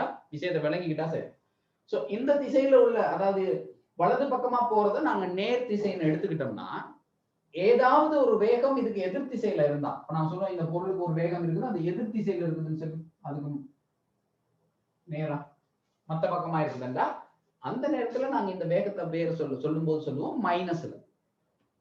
அந்த வேகத்தை சொல்லும் போது மைனஸ்ல சொல்லுவோம். அப்ப நமக்கு விளங்கக்கூடிய விஷயம் என்னன்னா, ஒரு காவிக்கணியத்துக்கு மறைபெருமானம் வந்தா, சரியா? ஒரு காவிக்கணியத்துக்கு மறைபெருமானம் போட்டா அதுக்கு என்ன மீனிங்னு சொன்னா, நாங்க கருதுற திசைக்கு எதிர் திசைன்னு அர்த்தம். அது திசையை தான் சொல்லும். அந்த மைனஸ் பெருமானம் நமக்கு அந்த மைனஸ் போடுறதுக்கான அர்த்தம் என்னன்னா, அது எங்களுக்கு திசையை பத்தியான ஒரு விஷயத்தை தான் சொல்லும். அப்படியான திசைங்கிற ஒரு விஷயம் இல்லாதனாலதான் நாங்க சொல்றோம் எண்ணிக்கணியங்களுக்கு மைனஸ் போடுறதுக்கு அர்த்தம் இல்லை அப்படின்ட்டு. திசைங்கிற ஒரு விஷயம் எண்ணிக்கணியங்களுக்கு இல்லாதனால நாங்க சொல்றோம் அப்படி மைனஸ் போடுறதுக்கு எண்ணிக்கணியங்களுக்கு அர்த்தம் இல்லை. சோ நிறைய கேள்விகள் நாங்க செய்யும் போது இது வரும். அப்ப இன்னும் விளங்கிக்கலாம். பட் இப்போதைக்கு ஒரு அடிப்படையான ஒரு விளக்கம் இருந்தா சரி. காவிக்கணியங்களுக்கு மைனஸ் போட்டா அதுக்கு மீனிங் இருக்கு, எண்ணிக்கணியங்களுக்கு மைனஸ் போட்டா அதுக்கு அர்த்தம் இல்லை. காவிக்கணியங்களுக்கு போடுற மைனஸுக்கு அர்த்தம் நாங்க கருதுற திசைக்கு எதிர் திசை. நாங்க ஒரு குறிப்பிட்ட திசையை பிளஸ்ன்னு சொல்லி கருதுனோம்னா அதுக்கு எதிர் திசையில இருக்குதுன்னு அர்த்தம். விளங்குதா? சோ நாங்க கேள்விகள் செய்யும் போது அது வரும். அந்த மாதிரி அந்த நேரம் கொஞ்சம் பார்க்கலாம். அதோட மேலதிகமா இங்க நாங்க சொல்லும் போது இன்னொரு வசனமும் இருக்குது, அதை நாங்க பார்த்துக்கிட்டு போயிடுவோம். ஆர்முடுகள்னு சொல்லும் போது நாங்க என்னத்தான் வேக மாற்றம்னு சொன்னாலும் ஆர்முடுகள்ங்கிற வசனம் பொதுவா எதுக்கு பயன்படுத்தோம்னா வேக அதிகரிக்கும் வீதம். வேகம் அதிகரிக்கும் வீதம் அப்படின்னா ஒரு பொருளோட வேகம் படிப்படியா அதிகரிச்சுக்கிட்டே போனா அது ஆர்முடுகள்னு சொல்லுவோம். இதுல மாறியும் நடக்கலாம் தானே? ஏன் ஒரு பொருளோட வேகம் படிப்படியா என்ன செய்யலாம் சொல்லுங்க? குறைஞ்சுக்கிட்டும் வரலாம். அதிகரிச்சுக்கிட்டே தான் போகணும் இல்லை தானே? ஒரு பொருளோட வேகம் படிப்படியா குறைஞ்சு, ஒரு பொருள் ஓய்வு அசைஞ்சுக்கிட்டு இருக்கிற பொருள் ஓய்வுக்கு வரணும் வேண்டாம். ஒரு பொருள் ஆரம்பத்துல அசைஞ்சுக்கிட்டு இருக்க ஒரு வேகத்தோட அதை நிப்பாட்டணும்னு சொன்னா அதுல வேகம் வர வர என்ன செய்யணும்? குறையணும். சோ வேகம் படிப்படியா குறைஞ்சுக்கிட்டு வர வீதத்துக்கு நாங்க பெயர் சொல்லுவோம் அமர்முடுகள் அப்படின்னு. இதுக்கு மட்டும் அந்த ரெண்டு வசனம் இருக்குது, ஆர்முடுகள் அமர்முடுகள், எக்ஸலரேஷன் டிசலரேஷன் அப்படின்னு சொல்லுவோம். சரியா? சோ வேகம் அதிகரிச்சுக்கிட்டு போனா படிப்படியா அதிகரிச்சுக்கிட்டு போனா அதை நாங்க சொல்லுவோம் ஆர்முடுகள். வேகம் படிப்படியா குறைஞ்சிக்கிட்டு வந்தா அதுக்கு நாங்க பேர் சொல்லுவோம் அமர்முடுகள் அப்படின்னு. சோ அப்ப அடுத்து நீங்க அதையும் எழுதிக்கங்க அந்த தலைங்க போட்டுட்டு அமர்முடுகள்,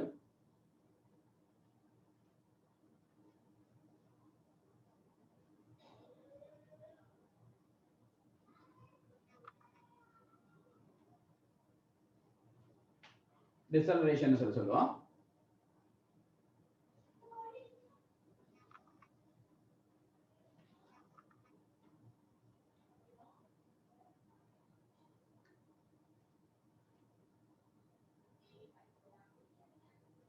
கீழே எழுதிக்கங்க.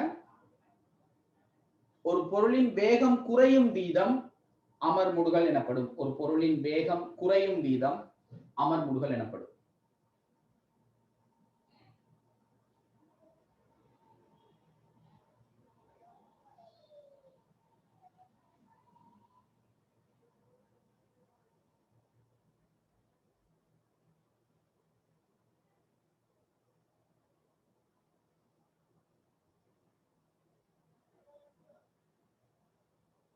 ஒரு பொருளின் வேகம் குறையும் வீதம் அமர்முடுகள் எனப்படும்.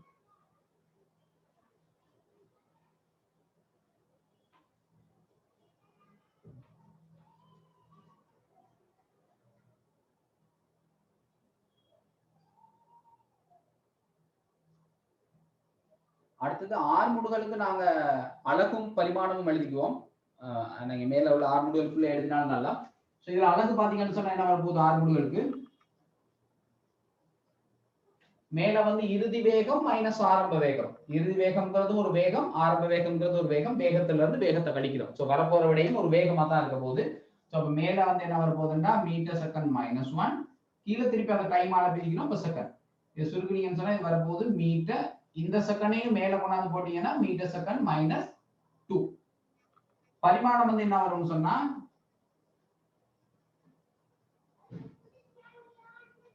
எம்முக்கு பரிமாணம் மேல் எஸ் அண்டா டி. ஸோ அப்ப எல்டி மைனஸ் 2 இது ஆர்முடுகளுக்கான பரிமாணம். அதே நேரம் கீழே நீங்க எழுதிக்கலாம் இது ஒரு காவிக்கணியம் ஆகும். ஆர்முடுகளா இருக்கட்டும் அமர்முடுகளா இருக்கட்டும் இது வந்து ஒரு காவிக்கணியம். ஸோ அப்ப இதுக்கு நாங்க என்ன பார்ப்போம் அப்படின்னா திசையை பார்ப்போம். யாரோட திசையா இருக்க போது? வேகத்தோட திசை. ஏன்னா யார் சார்பா சொல்றோம்னா வேகம் சார்பா. இது ஒரு காவிக்கணியம் ஆகும்.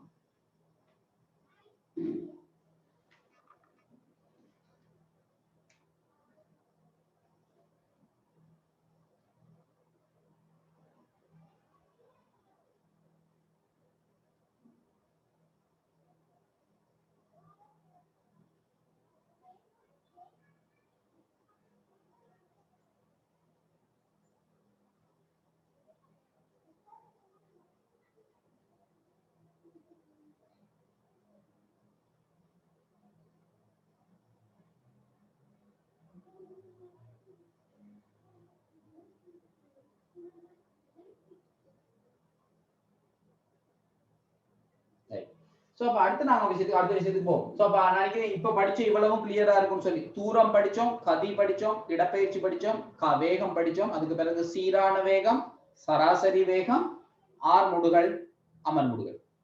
சரியா? சோ இந்த இவ்வளவு விஷயமும் தான் நாங்க படிச்சிருக்கிறோம். சோ இது இவ்வளவும் கிளியரா இருக்கும்னு நினைக்கிறேன். சரியா? சோ அடுத்த விஷயத்துக்கு போவோம்.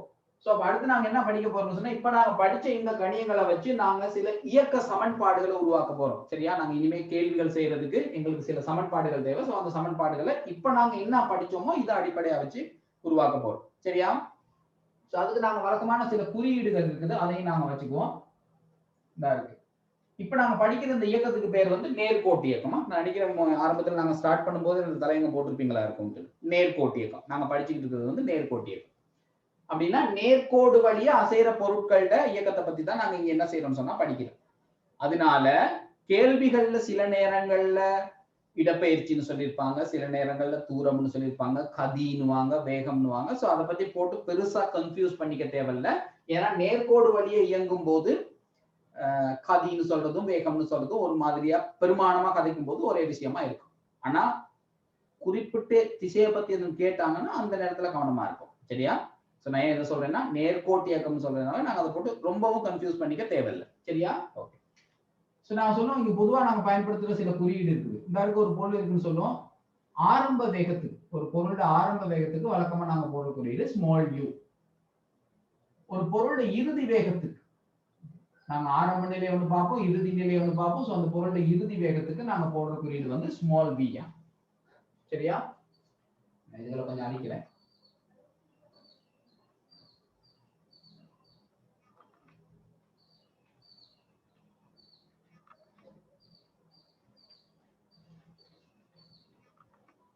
சரியா? இது வந்து நான் சொல்றோம் ஸ்மால் v. இந்த பொருளுக்கு அப்ப உங்களுக்கு தெரியும் ஆரம்பத்துல ஒரு வேகம் இருக்கு, இறுதியில ஒரு வேகம் இருக்கு. அப்ப வேகம் மாறுது. சோ வேகம் மாறுனா இந்த பொருளுக்கு ஆர்முடுகள்ங்கிற ஒரு விஷயம் இருக்கும். சோ ஆர்முடுகளுக்கு வழக்கமா நாங்க போடுற குறியீடு ஸ்மால் a. சரியா? ஆர்முடுகளுக்கு வழக்கமா நாங்க போடுற குறியீடு வந்து ஸ்மால் a. சோ அதை நான் சொல்லுவோம் ஏன்னு சொல்லி. இந்த பொருள் இந்த இடத்துல இருந்து இந்த இடம் வரைக்கும் இடப்பெயர்ச்சி அடைஞ்சிருக்குது. சோ அந்த இடப்பெயர்ச்சிக்கு வழக்கமா நாங்க போடுற குறியீடு வந்து கேபிட்டல் S. சரியா? அடைந்த இடப்பெயர்ச்சிக்கு நாங்க போடுற குறியீடு வந்து கேபிட்டல் S. அடுத்த விஷயம் யாருன்னு சொன்னா நேரம். நேரம் போடும்போது வழக்கமா நாங்க என்ன செய்யணும், நாங்க இந்த இடத்துல டைமை வந்து நாங்க எங்களுக்கு குறிக்க முடியாது. அதனால இந்த இடத்துல இருந்து தான் எங்களோட இயக்கம் ஆரம்பிக்குதுன்னு சொல்லி எடுத்தோம்னு சொன்னா இந்த புள்ளியில தான் எங்களோட இயக்கம் ஆரம்பிக்குதுன்னு சொல்லி எடுத்தோம்னா நாங்க இந்த இடத்துல டைம் போடும்போது இப்படி போடுவோம் t = 0 அப்படின்னு. அதுக்கு மீனிங் வந்து என்னன்னு சொன்னா நான் பேசுறது கேக்குது இல்லையா?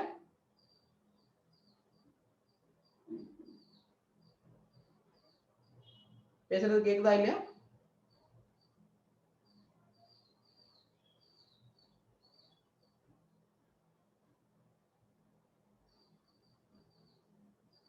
Okay thanks.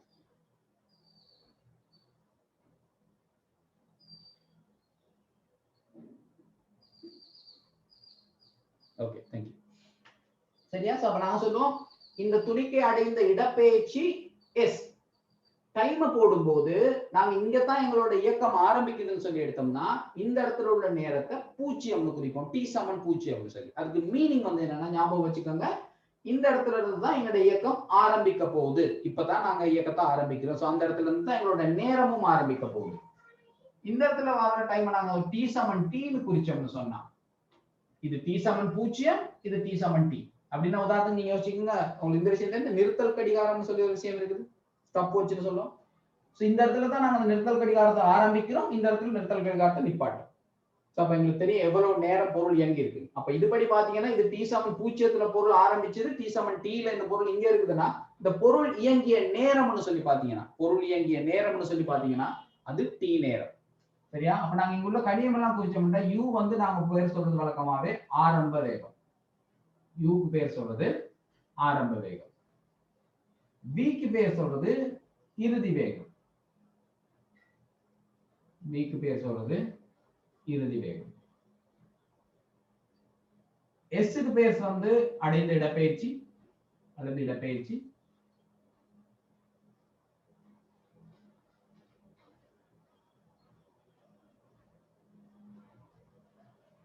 அடுத்தது a வந்து ஆர்முடுகள். நல்ல ஞாபகம் வச்சுக்கோங்க, இங்க நாங்க பாக்குற ஆர்முடுகள் எல்லாம் சீரான ஆர்முடுகள். நாங்க இங்க படிக்க போறது, இதுக்கு பிறகு கணக்கு செய்ய போறது, இது எல்லாமே எப்படியாப்பட்டது அப்படின்னு சொன்னா சீரான ஆர்முடுகள். சரியா? இது வந்து சீரான ஆர்முடுகள். சீரான ஆர்முடுகள் பார்த்து தெரிஞ்சிருக்கும். ஆர்முடுகள் என்ன செய்யாது, இந்த துணிக்கைக்கு மாறாது. நேரத்தோட ஆர்முடுகள் வந்து மாறாது. ஆனா அது சீரான வேகம் இல்லையா? ஏன்னா இங்க வேற வேகம், இங்க வேற வேகம் போட்டிருக்கோம். அப்ப அதனால அது சீரான வேகம் இல்ல, ஆனா சீரான ஆர்முடுகள். சரியா? அடுத்தது டி. இது டி சமன் பூஜ்ஜியம், இது டி சமன் டில துணிக்கை இங்க இருக்குது. சோ அப்ப எவ்வளவு நேரம் இந்த துணிக்கை அசைஞ்சிருக்குன்னு கேட்டா டி நேரம். சோ அப்ப இது வந்து நேரம். சோ 5 கணியம் இருக்கு. ஆரம்ப வேகம், இறுதி வேகம், அடைந்த இடப்பெயர்ச்சி, சீரான ஆர்முடுகள், நேரம். சரியா? ஓகே. சோ இந்த 5 கணியங்களுக்கு இடையிலான தொடர்பு எடுக்கிறது தான் நாங்க படிக்க போற இயக்க சமன்பாடுகள். இந்த 5 கணியங்களுக்கு இடையில இருக்கிற தொடர்பு எடுக்கிறது தான் இனிமே நாங்க படிக்க போற இயக்க சமன்பாடுகள். சரியா? சோ அப்ப என்ன செய்வோம் சொன்னா அடுத்தது இதுக்கான தொடர்பு எடுக்கிறதுக்கு நான் பயன்படுத்த போறது இந்த சமன்பாட்டை தான். முதலாவது நாங்க பயன்படுத்த போறது இந்த சமன்பாட்டை. என்ன சொல்லுது, ஆர்முடுகள் இங்க இருக்குது, இறுதி வேகம் கொடுத்திருக்கிறோம், ஆரம்ப வேகமும் போட்டிருக்கிறோம், நேரமும் இருக்குது. சோ இது அவ்வளோத்தையும் கொண்டாந்து அந்த கணியங்களை இதுல பிரதியிட்டோம்னா எங்களுக்கு முதலாவது தேவையான சமன்பாடு கிடைச்சிடும். முதலாவதா தேவையான சமன்பாடு கிடைச்சிடும் எங்களுக்கு. அப்ப கொண்டு வந்து பிரதியிடும். ஆர்முடுகள் a சமன் இறுதி வேகம் v மைனஸ் ஆரம்ப வேகம் u கீழ அதுக்கு எடுத்த நேரம் t. சரியா? ஒண்ணும் செய்யல. இந்த ஆர்முடுகளுக்கான சமன்பாட்டுல நாங்க என்ன இங்க படிச்சிருக்கோமோ, சரியா, இங்க வந்து சாரி இங்க என்ன நாங்க குறியீடுகள்ல குறிச்சிருக்கோமோ அதை அப்படியே கொண்டு வந்து நான் பிரதியிட்டு இருக்கேன். வேற ஒண்ணுமே செய்யல. நினைக்கிறேன் உங்களுக்கு வழங்கு. சரியா? ஆர்முடுகள்ல நாங்க என்ன ஆர்முடுகள் சமன்பாடு படிச்சோமோ அந்த சமன்பாடுல கொண்டாந்து நாங்க இங்க எழுதி இருக்கிற கணியங்களை அப்படியே பிரதியிட்டு இருக்கோம். ஆர்முடுகளுக்கு பதிலா a, இறுதி வேகத்துக்கு பதிலா v மைனஸ் ஆரம்ப வேகத்துக்கு பதிலா u கீழ நேரம். இதை கொஞ்சம் சுருக்கும். சுருக்குனீங்கன்னு சொன்னா எப்படி வரும்? அந்த t ஆல குறுக்க பெருக்குனீங்கன்னா இது வரப்போகுது at சமன் v மைனஸ் u. நான் என்ன செய்யறேன்னு சொன்னா இதை கொஞ்சம் மாத்தி எழுதி விடுறேன். எப்படின்னு சொன்னா v மைனஸ் u முன்னுக்கு எழுதிட்டு, சரியா, இந்த v மைனஸ் u முன்னால எழுதிட்டு சமன் at. இப்ப இந்த மைனஸ் u அந்த பக்கம் கொண்டு போவோம். v சமன் எழுவா, v எழுவா மாத்துவோம். சோ இந்த மைனஸ் u அந்த பக்கம் கொண்டு போனீங்கன்னா அது பிளஸ் u ன்னு வந்துரும். ஏற்கனவே அங்க ஒரு பிளஸ் at இருக்குது. நான் முன்னுக்கு u எழுதிருக்கேன்னா பின்னுக்கு கொண்டு போய் எழுதாம முன்னுக்கு எழுதிருக்கேன் u. சோ இது முதலாவதா நாங்க படிக்கிற ஒரு இயக்க சமன்பாடு. நீங்க இந்த சமன்பாட்டை டைரக்டா பாவிக்கலாம். இது ஒரு ஸ்டாண்டர்டான சமன்பாடு. நேரடியா நீங்க கணக்குல பாவிக்கலாம். v சமன் u பிளஸ் at பாவிக்கணும்னு சொல்லிட்டு நீங்க கணக்குல பாவிக்கலாம். சரியா? ஆனா ஞாபகம் வச்சுக்கோங்க, இதுல இந்த நேரத்தை தவிர, சரியா, நேரத்தை தவிர நாங்க இங்க படிக்கிற எல்லா சமன்பாடுலையும் மிச்ச கணியங்கள் எல்லாம் காவி கணியங்களா. ஆரம்ப வேகம் காவி கணியம், இறுதி வேகம் காவி கணியம், இடப்பெயர்ச்சி காவி கணியம், ஆர்முடுகள் காவி கணியம். நேரம் மட்டும்தான் என்னன்னு சொன்னா எண்ணி கணியமா இருக்கும் நாங்க படிக்கிற சமன்பாடுகள். சோ இது வந்து நாங்க படிக்கிறதுல உள்ள முதலாவது சமன்பாடு. எழுதிக்கோமா?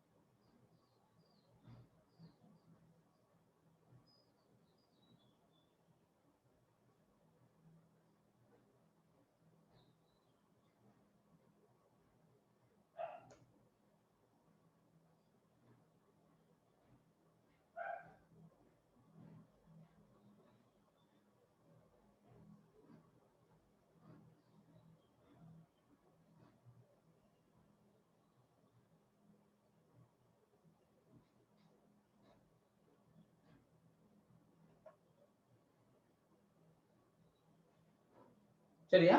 ஓகே.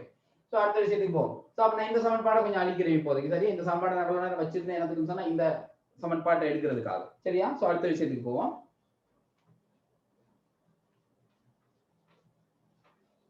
அடுத்தது என்னன்னு சொன்னா இப்ப பாத்தீங்கன்னா இந்த சமன்பாட்டுக்குள்ள சம்பந்தப்படாம இருக்கிறாள்.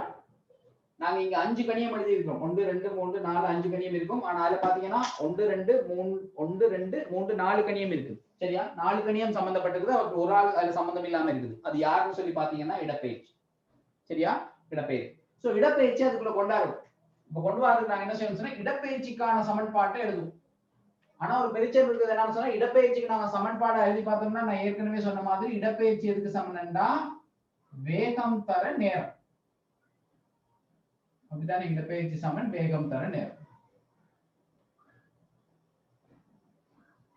ஆனா நான் முதவே சொன்னேன் இந்த சமன்பாடை நாங்க எப்ப பாவிக்கலாம் அப்படின்னு சொன்னா மாறா வேகமா இருந்தா அப்படின்ட்டு. மாறா வேகமா இருந்தா அப்படி. ஆனா இங்க பாத்தீங்கன்னா மாறா வேகம் இல்ல. சரியா? இங்க வந்து மாறா வேகம் இல்ல. வேகம் என்ன செய்யுதுன்னு சொன்னா மாறுது. ஆரம்பத்துல u-ஆ இருக்குது, பிறகு இறுதியில v-ஆ இருக்குதுன்னு சொன்னா வேகம் மாறுது.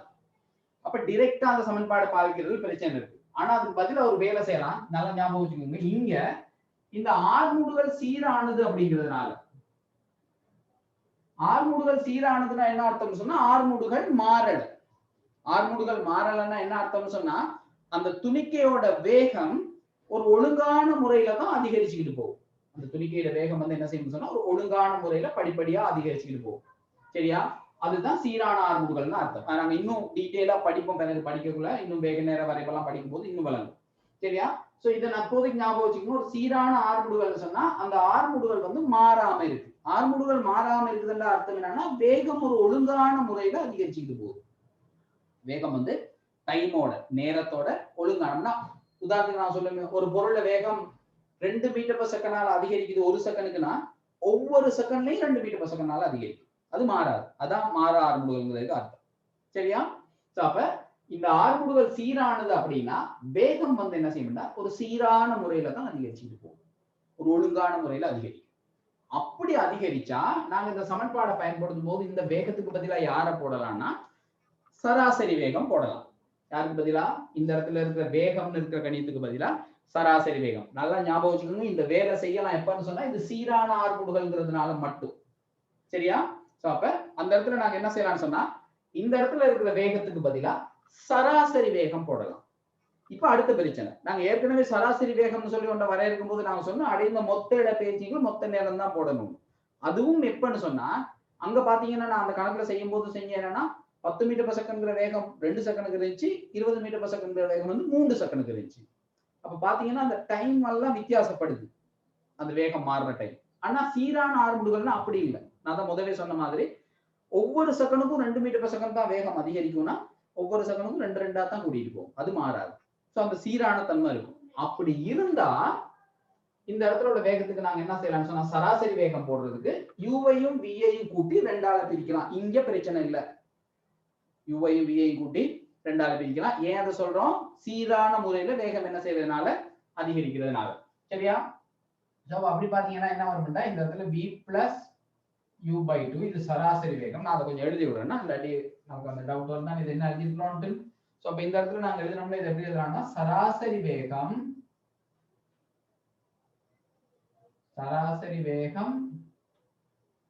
தர நேரம். சோ அப்ப s சமன் சராசரி வேகம் என்னது v plus u/2. ஏன் இது எழுதுறோம்? ஏன்னா இது சீரான ஆர்முடுகள்ங்கிற காரணத்தினால எழுதுறோம். into t. இது இன்னொரு சமன்பாடு. நாம பயன்படுத்தக்கூடிய இன்னொரு சமன்பாடு. சரியா? அப்ப இந்த இடத்துல பாத்தீங்கன்னு சொன்னா ஆர்முடுகள் இல்லாம இந்த சமன்பாடுல பாத்தீங்கன்னா இடப்பெயர்ச்சி இல்ல. இடப்பெயர்ச்சி இல்லாத ஒரு சமன்பாடு. இது பாத்தீங்கன்னு சொன்னா ஆர்முடுகள் சம்பந்தப்படாத ஒரு சமன்பாடு. சரியா? சோ அப்ப அதையும் எழுதிக்கோமா.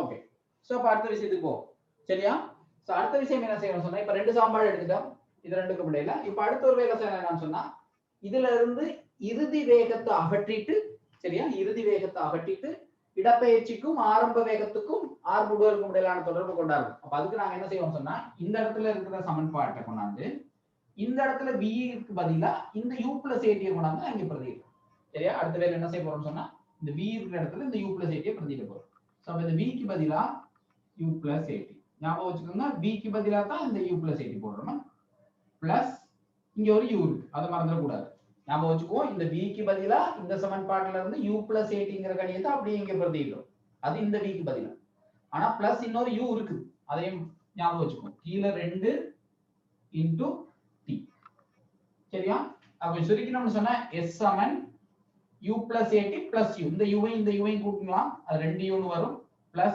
at கீழ இருக்கிற 2 இப்படி பிரிச்சு போடலாம் தானே 2 2 தனித்தனியா into t நான் ஏற்கனவே சொல்லியிருக்கேன் அப்படி நாங்க பின்னங்கள் இருக்கும்போது பிரிச்சு போடலாம் சோ அடுத்த ஸ்டெப்ல நாங்க என்ன செய்வோம் சொன்னா s சமன் இதுல பாத்தீங்கன்னா 2 2 வெட்டப்பட்டுரும் அப்ப u னு வந்துரும் பிளஸ் இத நாங்க எழுதலாம் half at ன்னு எழுதுவோம் வேற ஒண்ணும் செய்யல இந்த கீழ இருக்கிற 2 முன்னுக்கு half ன்னு எழுதிட்டு 18 ன்னு எழுதிட்டு வெளியில ஒரு t இருக்கு இப்போ உங்களுக்கு t ஆல பெருக்கி விடுவோம் இப்போ பெருக்கி விட்டீங்கன்னு சொன்னா இது எப்படி வர போகுதுடா s சமன் u வ t ஆல பெருக்குனீங்கன்னா ut plus half at a இங்க ஒரு t இங்க ஒரு t னா t வரும் இது இன்னொரு முக்கியமான சமன்பாடு s Saman ut plus half at வர்க்கம் இதுல யாரு இல்லன்னு சொல்லி பாத்தீங்கன்னா இறுதி வேகம் இருக்காது நாங்க இறுதி வேகத்தை தான் இதுல இருந்து அகற்றணும் சரியா இறுதி வேகத்தை தான் நாங்க என்ன செஞ்சோம்னா இதுல இருந்து அகற்றி விட்டோம்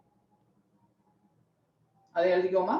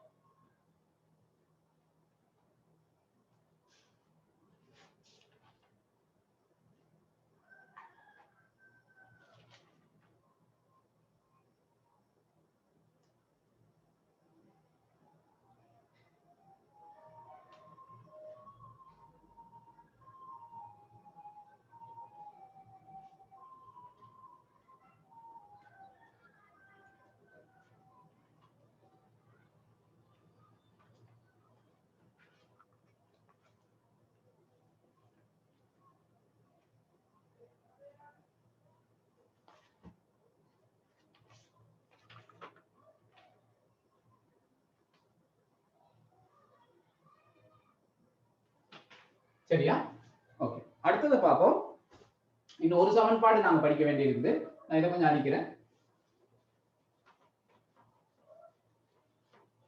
இப்ப இதுல பாத்தீங்கன்னா ஒவ்வொரு சமன்பாட்டிலயும் ஒவ்வொரு கணியம் இல்லாம இருக்கும் இதுல பாத்தீங்கன்னா இடப்பெயர்ச்சி இல்லாம இருக்கும் மத்த 4 கணியமும் இருக்கும் இதுல பாத்தீங்கன்னா ஆர்முடுகள் இல்லாம இருக்கும் மத்த 4 கணியமும் இருக்கும் இதுல பாத்தீங்கன்னு சொன்னா இறுதி வேகம் இல்லாம இருக்கும் மத்த 4 கணியமும் இருக்கும் சோ இன்னொரு சமன்பாடு எடுப்போம் யாரை இல்லாம ஆகின்னு சொன்னா இதுல பாத்தீங்கன்னா எல்லாத்துலயும் இருக்கிறா யாருன்னா t இருக்கு எல்லாத்துலயும் சோ இன்னொரு சமன்பாடு பார்க்க போறோம் நேரம் இல்லாம இருக்கக்கூடிய ஒரு சமன்பாடு நேரத்தை விட்டுட்டு மிச்ச கணியங்களை சம்பந்தப்படுத்துற சமன்பாடு அதுக்கு நான் என்ன செய்வோம் சொன்னா இந்த ரெண்டாவது அடுத்த சமன்பாடு இருந்து s Saman b plus u by 2 into t ங்கிற சமன்பாட்டுல s Saman b plus u by 2 into இந்த t க்கு பதிலா பிரதியிடுவோம் அதை நாங்க எங்க இருந்து கொண்டாடுவோம்னா இந்த முதலாவது சமன்பாட்டுல இருந்து கொண்டாடுவோம் இந்த முதலாவது சமன்பாட்டுல நீங்க t எழுவாயா மாத்துனீங்கன்னா அப்படின்னா t இங்க கொண்டாந்துட்டு a கொண்டு போய் கீழே போடணும் அப்படின்னா t எழுவாயா மாத்தணும் சரியா அது t நீங்க எழுவாயா மாத்துனீங்கன்னா இந்த சமன்பாட்டுல இருந்து என்ன வர போகுது அப்படின்னா t சமன்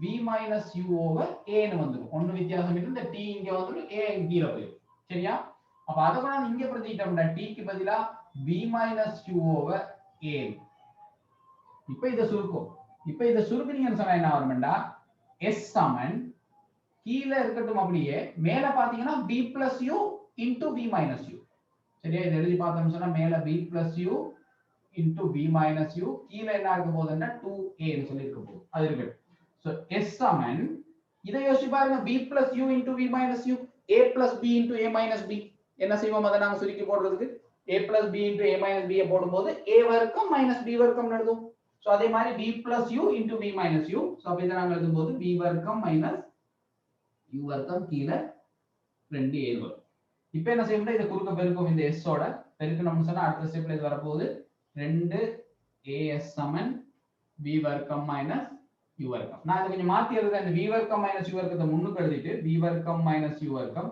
சமன் 2as அங்கால எழுதுவோம். சோ முதல்ல மாதிரி என்ன செய்வோம் சொன்னா இந்த v வர்க்கத்தை எதுவாக வச்சுக்கிட்டு மைனஸ் u வர்க்கத்தை சமன்பாட்டுக்கு அந்த பக்கம் கொண்டு போவோம். சோ அப்ப இது பிளஸ் u வர்க்கம்னு வந்துரும் பிளஸ் 2as. சோ இது இன்னொரு சமன்பாடு. இதுல பாத்தீங்கன்னா யாரு இல்ல அப்படின்னா நேரம் இல்ல. சரியா? நேரம் சம்பந்தப்படாத சமன்பாடு. சோ இதுல இடப்பெயர்ச்சி இல்ல, இதுல வந்து ஆர்முடுதல் இல்ல, இதுல வந்து இறுதி வேகம் இல்ல, இதுல வந்து நேரம் இல்ல. சரியா? இதை எழுதிக்கோமா.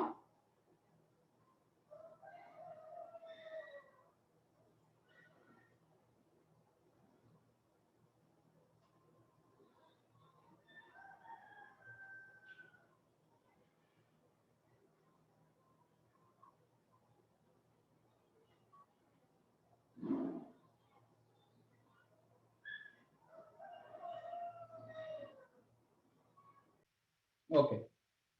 சோ இப்ப நாங்க படிச்ச எல்லா சமன்பாட்டையும் ஒரு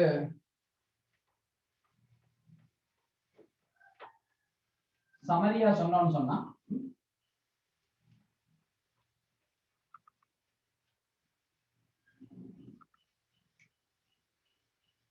v சமன் u plus 80, ரெண்டாவது வந்து s Saman v plus u by 2 into t, மூன்றாவது வந்து s சமன் ut plus half 80 square, நாலாவது வந்து v வர்க்கம் சமன் u வர்க்கம் plus 2as. சரியா? ஞாபகம் வச்சுக்க வேண்டிய அடுத்த விஷயம் என்னன்னா t தவிர இதுல இருக்கிற எல்லா மற்ற கணியங்கள் எல்லாமே காவி கணியங்கள். சோ அப்ப அதுக்கெல்லாம் திசை இருக்கு. விளங்குதா? ஓகே. சோ இப்ப இனி வந்து என்னன்னு சொன்னா எப்படி இந்த சமன்பாடுகளை வந்து பாவிக்கிறது அப்படிங்கிறது தான். அதுக்கு தான் நான் போன முறை நான் உங்களுக்கு ஒரு டியூட்டர் ஒன்று கொடுத்து விட்டுருந்தேன். சோ அப்ப அதுல இருக்கும் ஸ்டார்ட்ல அந்த சமன்பாடுகள் இருக்குது, 4 சமன்பாடும் இருக்குது தனித்தனியா. பிறகு அதுல ஒவ்வொரு சமன்பாட்டையும் பயன்படுத்துறதுக்கு தேவையான கேள்விகள் இருக்கு. சோ முதலாவதுல பாத்தீங்கன்னா பின்வரும் பிரச்சனைகளை v சமன் u plus 80 எனும் சூத்திரத்தை பயன்படுத்தி தீர்க்க. சரியா? கையில கேள்வி இருக்கும்னு நினைக்கிறேன். சோ பின்வரும் பிரச்சனைகளை v சமன் u plus 80 எனும் சூத்திரத்தை பயன்படுத்தி தீர்க்க. அதுல ஒவ்வொன்றுக்கும் பெருமானம் கொடுத்திருக்கோம். u எவ்வளவு, a எவ்வளவு, t எவ்வளவுன்னு சொல்லி. சோ இது சிம்பிளா நீங்க ஓ லெவல்ல படிச்ச மாதிரி கொண்டு போயிட்டு பிரதியிடல் தான் செய்ய போறோம். சரியா? சோ முதலாவது கேள்வி நான் 1-2 கேள்வியை செய்து விடுறேன். சோ முதலாவது கேள்வியை பாத்தீங்கன்னா கொடுத்திருக்கிற தரவுப்படி u வந்து 10 மீட்டர் per செகண்ட், a வந்து 12 மீட்டர் per செகண்ட் வர்க்கம், t வந்து 5 செகண்ட் சொன்னா கேள்வி வந்து v எவ்வளவு. சோ அப்ப நேரடியாக உங்களுக்கு தெரியும் தரவுகளையும் இதுல பார்க்க வேண்டிய விஷயம் என்னன்னா நாங்க 4 சமன்பாடு படிச்சிருக்கோம். இதுல முக்கியமான விஷயம் என்னன்னா இப்ப ஆரம்பத்துல இதுல கொடுத்திருக்கிற கேள்வியில நாங்களே சொல்லி இருக்கோம் எந்த சமன்பாடை பயன்படுத்தணும். ஆனா பிறகு நீங்க தான் கண்டுபிடிக்கணும் தந்திருக்கிற தரவையும் அவங்க என்ன கேள்வி கேட்கிறாங்கிறதையும் வச்சுக்கிட்டு எந்த சமன்பாட்டை இது பயன்படுத்தலாம் அப்படின்னு. சரியா? அந்த விஷயத்தை நம்மளே தான் பிறகு கண்டுபிடிக்க வேண்டியது. உதாரணத்துக்கு பாத்தீங்கன்னா இதுல தரவுல பாத்தீங்கன்னா u இருக்குது, a இருக்குது, t இருக்குது. கேள்வி வந்து b. யாரை பத்தி இதுல சம்பந்தப்படுத்திக்கல அப்படின்னு சொன்னா s பத்தி சம்பந்தப்படுத்திக்கல. தரவுலையும் கொடுக்கல, அவங்க அந்த கேள்வியாவும் கேட்கல. சோ அப்ப s சம்பந்தம் இல்லாத ஒரு சமன்பாடை பயன்படுத்தணும்னா சரி. சோ இந்த சமன்பாட்டுல s சம்பந்தப்படாத சமன்பாடுன்னு சொல்லி பாத்தீங்கன்னா முதலாவது சமன்பாடு. சோ அப்ப அதை பாவிக்கிறது தான் சரி. சரியா? சோ அப்ப v சமன் u plus 80 படி u க்கு பதிலா 10, a க்கு பதிலா 12, t க்கு பதிலா 5. சோ உங்களுக்கு தெரியும் நினைக்கிறேன் முதல்ல பெருக்கலை செய்யணும். சோ 10 பிளஸ் இதை பெருக்கினீங்கன்னா 60, அப்ப சுருக்குனீங்கன்னா 70. ஞாபகம் வச்சுக்கோங்க பிசிக்ஸ்ல கடைசி விடைக்கு என்னத்தை போட்டுறணும்னு சொன்னா அலகு போட்டுறணும். கண்டுபிடிக்கிறது வேகத்தை சும்மா 70ன்னு வச்சிட கூடாது, 70 மீட்டர் per செகண்ட். சரியா? சரி, இது முதலாவது கேள்வி. அதுவே பாத்தீங்கன்னு சொன்னா மூன்றாவது செய்வோம். ரெண்டாவது நீங்க செய்யலாம், ரெண்டாவது நீங்க ட்ரை பண்ணுங்க. மூன்றாவது பாத்தீங்கன்னு சொன்னா மூன்றாவதுல தரவுகள் வந்து u சமன் 4 மீட்டர் per செகண்ட், b சமன் 24 மீட்டர் per செகண்ட், a சமன் 5 மீட்டர் per செகண்ட் வர்க்கம். கேள்வி வந்து என்னன்னு சொன்னா t எவ்வளவா இருக்கணும் அப்படின்னு. சரியா? சோ அப்ப திருப்பியும் பாத்தீங்கன்னு சொன்னா தரவுகள்ல வந்து u இருக்கு, b இருக்கு, a இருக்கு. கேள்வி வந்து t பத்தி. சோ இதுல திருப்பியும் s வந்து சம்பந்தப்படல. s சம்பந்தப்படலனா நாம பாவிக்க வேண்டிய சமன்பாடு வந்து v சமன் u plus 80. சோ இதுல v சமன் u plus 80 படி b கொடுத்திருக்காங்க 24 சமன் u கொடுத்திருக்காங்க 4, a கொடுத்திருக்காங்க 5, t நமக்கு தெரியாது. அது t னே போடும். சோ t கண்டுபிடிக்கிறது தான் வேலை. அப்ப இது திருப்பி ஒரு சின்ன எளிய சமன்பாடு. அப்ப இது எப்படி சொல்றது? இந்த 4 பணம் நீங்க கழிக்கலாம். சோ சோ 24 4 இங்க வந்தா -4 என்ன இது +4 இங்க வந்தா -4 சமன் இங்க மிச்சப்பட போறது 5t 24ல 4 கழிச்சீங்கன்னா அது 20 சமன் 5t இந்த மாத்தி எழுதி விட்டோம்னு சொன்னா 5t சமன் 20 அப்ப t வந்து எவ்வளவா இருக்க போகுது 20 5ஆல பிரிச்சீங்கன்னா 4 செகண்ட் சரியா அப்ப அந்த கேள்விக்கு ஆன்சர் 4 செகண்ட் அடுத்து பார்த்தோம்னு சொன்னா நாலாவது திருப்பி அதே மாதிரி ஒரு கேள்வி நினைக்கிறேன் சரியில்லை அதுல ஏ கேக்குறாங்கன்னா சோ அடுத்த கேள்வியில பாத்தீங்கன்னா ஏ கேக்குறாங்க அதை நாங்க செய்து பார்ப்போம் அதுல நான் அஞ்சாவது செய்யறேன் நாலாவது நீங்க ட்ரை பண்ணுங்க அதுல அஞ்சாவது கேள்வியில அவங்க கொடுத்திருக்கிற தரவுப்படி u வந்து 80 மீட்டர் per செகண்ட் இத கொஞ்சம் செய்வோம் இதுல ஒரு விஷயம் இருக்குது v வந்து 32 மீட்டர் per செகண்ட் t வந்து 18 செகண்ட் கேள்வி வந்து a எவ்வளவுன்னு சொல்லு a எவ்வளவு சரியா கேள்வி வந்து a ல பெருமானத்தை கண்டுபிடிக்க சொல்லி சோ அப்ப நாங்க என்ன செய்யணும் சொன்னா கொண்டு போய் பிரதியிடுவோம் சோ அப்ப அதுலயும் பாத்தீங்கன்னு சொன்னா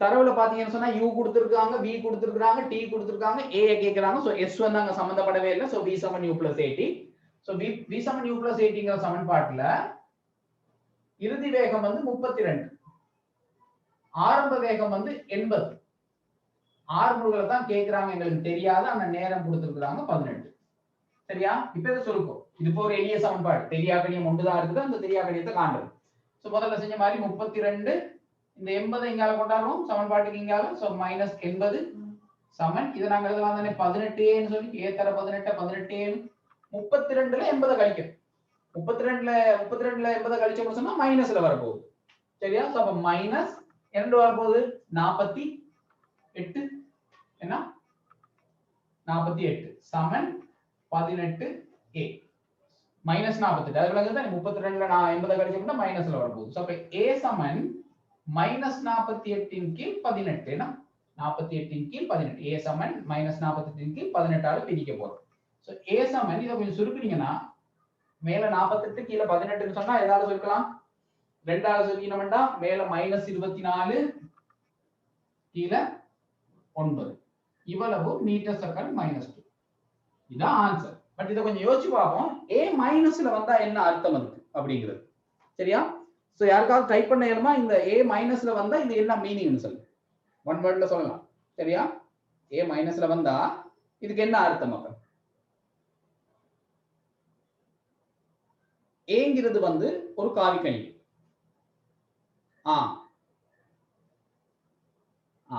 அமர்முடுகள் என்ன வேகம் அதிகரிக்கும் வீதத்தை தான் நாங்க ஆர்முடுகள்னு சொல்லுவோம் சோ இங்க அந்த ஆர்முடுகள் மைனஸ்ல வருதுன்னா என்ன அர்த்தம்னு சொன்னா அது வந்து அமர்முடுகள் அப்படின்னா வேகம் குறையுது அப்படின்னு தான் அர்த்தம் ஏன்னா இங்க பாத்தீங்கன்னா விளங்கும் ஆரம்ப வேகம் 80 இறுதி வேகம் 32 அப்ப ஆரம்ப வேகத்தை விட இறுதி வேகம் குறைவா இருக்குது அப்ப வேகம் குறைஞ்சிக்கிட்டு போகுது அப்ப a மைனஸ்ல வர்றதுக்கு மீனிங் என்னன்னு சொன்னா இது வந்து அமர்முடுகள் அப்ப நீங்களும் ஞாபகம் வச்சுக்கோங்க இனிமே கணக்குகள் செய்யும் போது இந்த சமன்பாடெல்லாம் நாங்க நிறுவி இருக்கிறோம் ஏங்கிறத வந்து என்னன்னு நினைச்சுக்கிட்டு அப்படின்னா ஆர்முடுகள்னு நினைச்சுக்கிட்டு சோ கேள்விகள்ல நீங்க பதில கண்டுபிடிக்கும் போது a மைனஸ்ல வந்தா அதுக்கு மீனிங் என்னன்னா அது அமர்முடுகள் அதே மாதிரி உங்களுக்கு தரவுல அமர்முடுகள்னு கொடுத்திருந்தா ஏதாவது ஒரு தரவுல இது அமர்முடுகள்னு சொல்லி கொடுத்திருந்தா நீங்க இந்த சமன்பாட்டுல பிரதியிடும் போது நான் சொல்றது தரவுல இது அமர்முடுகள்னு சொல்லி தரப்பட்டிருந்தா நீங்க சமன்பாட்டுல பிரதியிடும் போது கட்டாயம் மைனஸ் போட்டு பிரதியிடணும்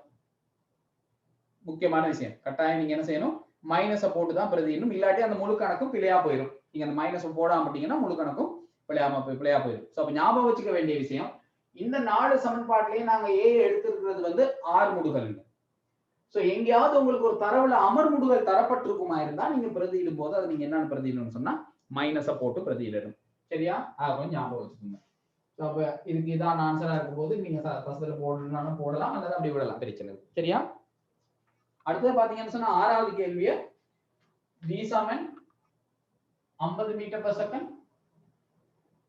a சமன் 3 மீட்டர் per செகண்ட் வர்க்கம் t சமன் 10 செகண்ட் கேள்வி வந்து u எவ்வளவுன்னு சொல்லி சோ அப்ப இங்கேயும் பாத்தீங்கன்னா v கொடுத்திருக்காங்க a கொடுத்திருக்காங்க t கொடுத்திருக்காங்க u கேக்குறாங்க சோ அப்ப நாங்க என்ன செய்வோம் v சமன் u plus 80 வாய்ப்பாடு பாய்ப்போம் பாத்தீங்கன்னு சொன்னா v வந்து 50 ன்னு கொடுத்திருக்காங்க கேள்வியில u வந்து கண்டுபிடிக்க போறோம் தெரியாதவங்களுக்கு a வந்து 3 நேரம் வந்து 10 செகண்ட் சோ அப்ப இத சொல்றீங்கன்னா 50 சமன் u பிளஸ் இத பெருக்குனீங்கன்னா 30.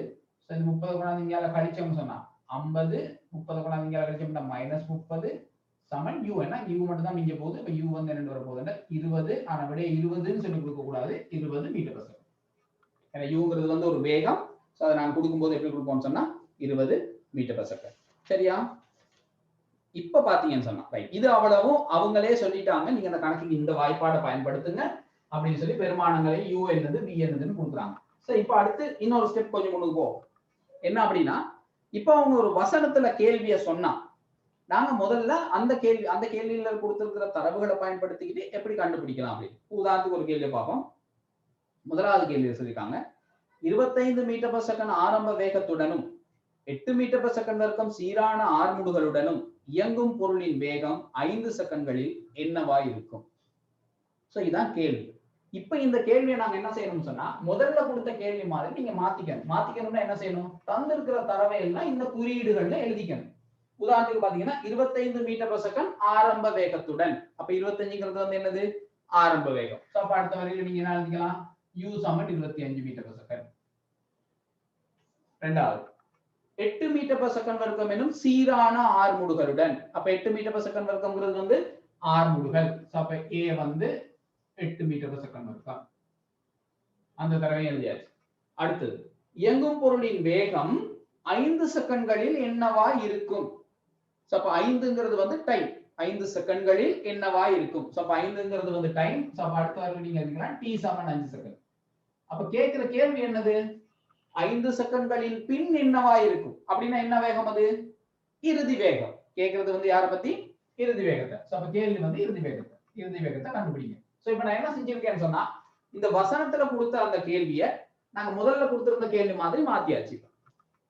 தந்த தரவை எல்லாம் எங்கட குறியீட்டுல எழுதியாச்சு, என்னத்த கேட்கிறாங்கிறதையும் எழுதியாச்சு. இனி அடுத்த ஸ்டெப் இதுக்கு என்ன சமன்பாடு பயன்படுத்தி கணக்கு கண்டுபிடிக்கிறதா வேலை. சரியா? அப்ப அதை செஞ்சீங்கன்னு சொன்னா உங்களுக்கு தெரியும், சமன்பாடு வந்து v சமன் u plus 80 தான். பாவிச்சீங்கன்னா v தான் கண்டுபிடிக்க சொல்றாங்க. u வந்து 25 பிளஸ் a ட பெருமானம் வந்து 8, t ட பெருமானம் வந்து 5. ஞாபகம் வச்சுக்கோங்க, முதல்ல நீங்க இந்த பெருக்கலை செய்யணும். சரியா? அப்ப 25 பிளஸ் இது ரெண்டையும் பெருக்கினீங்கன்னா 40 கூட்டுனீங்கன்னு சொன்னா 65. ஞாபகம் வச்சுக்கோங்க, காண்றது வந்து இறுதி வேகத்தை. 65 மீட்டர் per செகண்ட். அப்ப என்ன செஞ்சோம், ஒரு கணக்கா தரவுகள் சொல்லப்பட்ட தரவுகளை எடுத்து நாங்க என்ன செய்யறோம்னா முதல்ல எங்கட குறியீடுகள்ல எழுதிக்கிட்டு அதுக்கு பிறகு கேள்வி செய்யறது. சரியா? அதே மாதிரி அடுத்த கேள்வி பாத்தீங்கன்னா, ஓய்விலிருந்து புறப்படும் ஒரு துணிக்கை 5 மீட்டர் per செகண்ட் வரைக்கும் சீரான ஆர்முடுகளுடன் இயங்குகின்றது எனின் 10 செகண்ட்களின் பின் அதன் வேகத்தை காண்போம். இதுவும் ஒரு நல்ல கேள்வி. பாத்தீங்கன்னா ஓய்விலிருந்து இயங்கும் ஒரு துணிக்கை அப்படின்னா என்ன அர்த்தம்னா, ஆரம்பத்துல துணிக்கை ஓய்வுல இருந்திருக்குது. ஓய்வுண்டா அசையாம இருந்திருக்குது. அசையாம இருந்தா ஆரம்ப வேகம் ஒரு மறைமுகமான தரவா இருக்குது. இங்க அப்படிதான் ஆரம்ப வேகம். அப்ப என்ன அர்த்தம்னு சொன்னா, தரப்படலன்னு நீ அங்க யோசிக்க தேவையில்ல, ஆரம்ப வேகம் 0. ஏன் ஆரம்ப வேகம் 0? துணிக்கை ஓய்வில் இருந்து ஆரம்பிக்குது. ஆரம்பத்துல ஓய்வுல தான் இருந்துச்சு, அதுல இருந்து தான் அது ஆரம்பிக்குது. இல்லைங்களா? சோ அப்ப ஆரம்ப வேகம் வந்து என்னவா இருக்க போகுதுன்னு சொன்னா 0 இருக்க போகுது. அப்ப அந்த தரவு அங்க கொடுக்கப்பட்டிருக்கு. அடுத்து பாத்தீங்கன்னு சொன்னா சீரான ஆர்முடுகள் அதுவும் கொடுத்துருக்காங்க, a சமன் 5 மீட்டர் per செகண்ட் வரைக்கும். அடுத்தது கொடுத்துருக்காங்க டைம் வந்து 10 செகண்ட். திருப்பி அதுலயும் கேள்வி வந்து என்னன்னு சொன்னா v எவ்வளவுன்னு சொல்லி. அப்ப திருப்பி இதுலயும் ஒன்றும் விஷயம் இல்லை, அதே சமன்பாட்டுல கொண்டு போயிட்டு பிரதியிட்டீங்கன்னா இறுதி வேகத்தை காண போறோம். ஆரம்ப வேகம் 0, ஆர்முடுகள் வந்து a 5, t ட பெருமானம் வந்து 10. சோ இது 0னால 0 போக போகுது. இது ரெண்டையும் பெருக்கினீங்கன்னா 50 மீட்டர் per செகண்ட். ஏன்னா காண்றது வந்து இறுதி வேகம். அப்ப ஆன்சர் கொடுக்கும்போது 50 மீட்டர் per செகண்ட். சரியா? சோ நான் இதுல மத்த கேள்விகள் இதே மாதிரி நீங்களும் செய்யலாம். நான் இதுல 6வது கேள்வி ஒருக்கா செய்யறோம். ஏன்னா 6வது கேள்வி அவங்க சொல்லியிருக்காங்க, 50 மீட்டர் per செகண்ட் வேகத்துடன் புறப்படும் ஒரு துணிக்கை 8 மீட்டர் per செகண்ட் வரைக்கும் எனும் அமர்முடுகளை கொண்டுள்ளது. 5 செகண்ட்களின் பின்னர் அதன் வேகம் யார்? சரியா? ஏன்னா இது அமர்முடுகள்னு சொல்லி வரதுனால இதை கொஞ்சம் நாம பார்ப்போம். சரியா? அப்ப தரவுகளை பாத்தீங்கன்னு சொன்னா நான் இதை கொஞ்சம் அழிக்கிறேன்.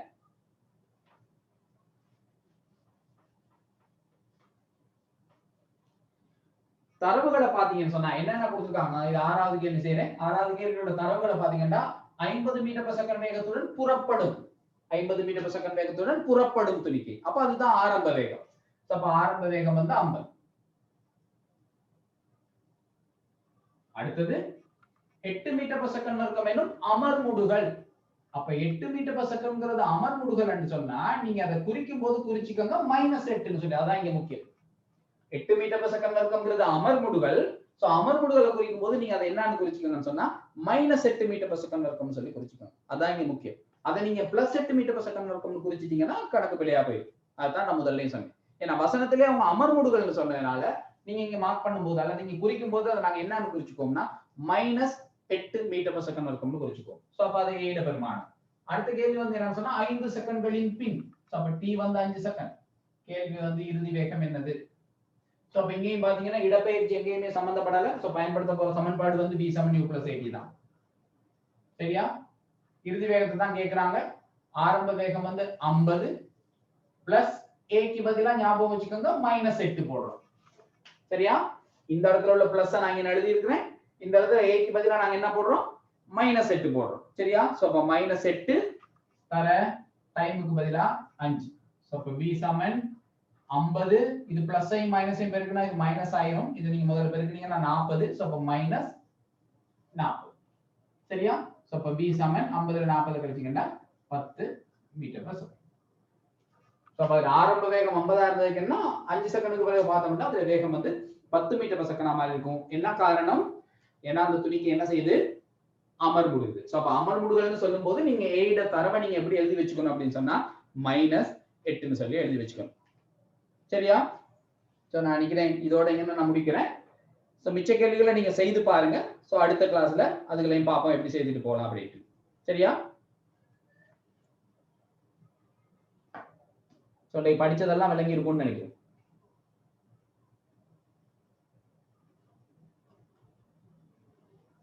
Right. Thank you.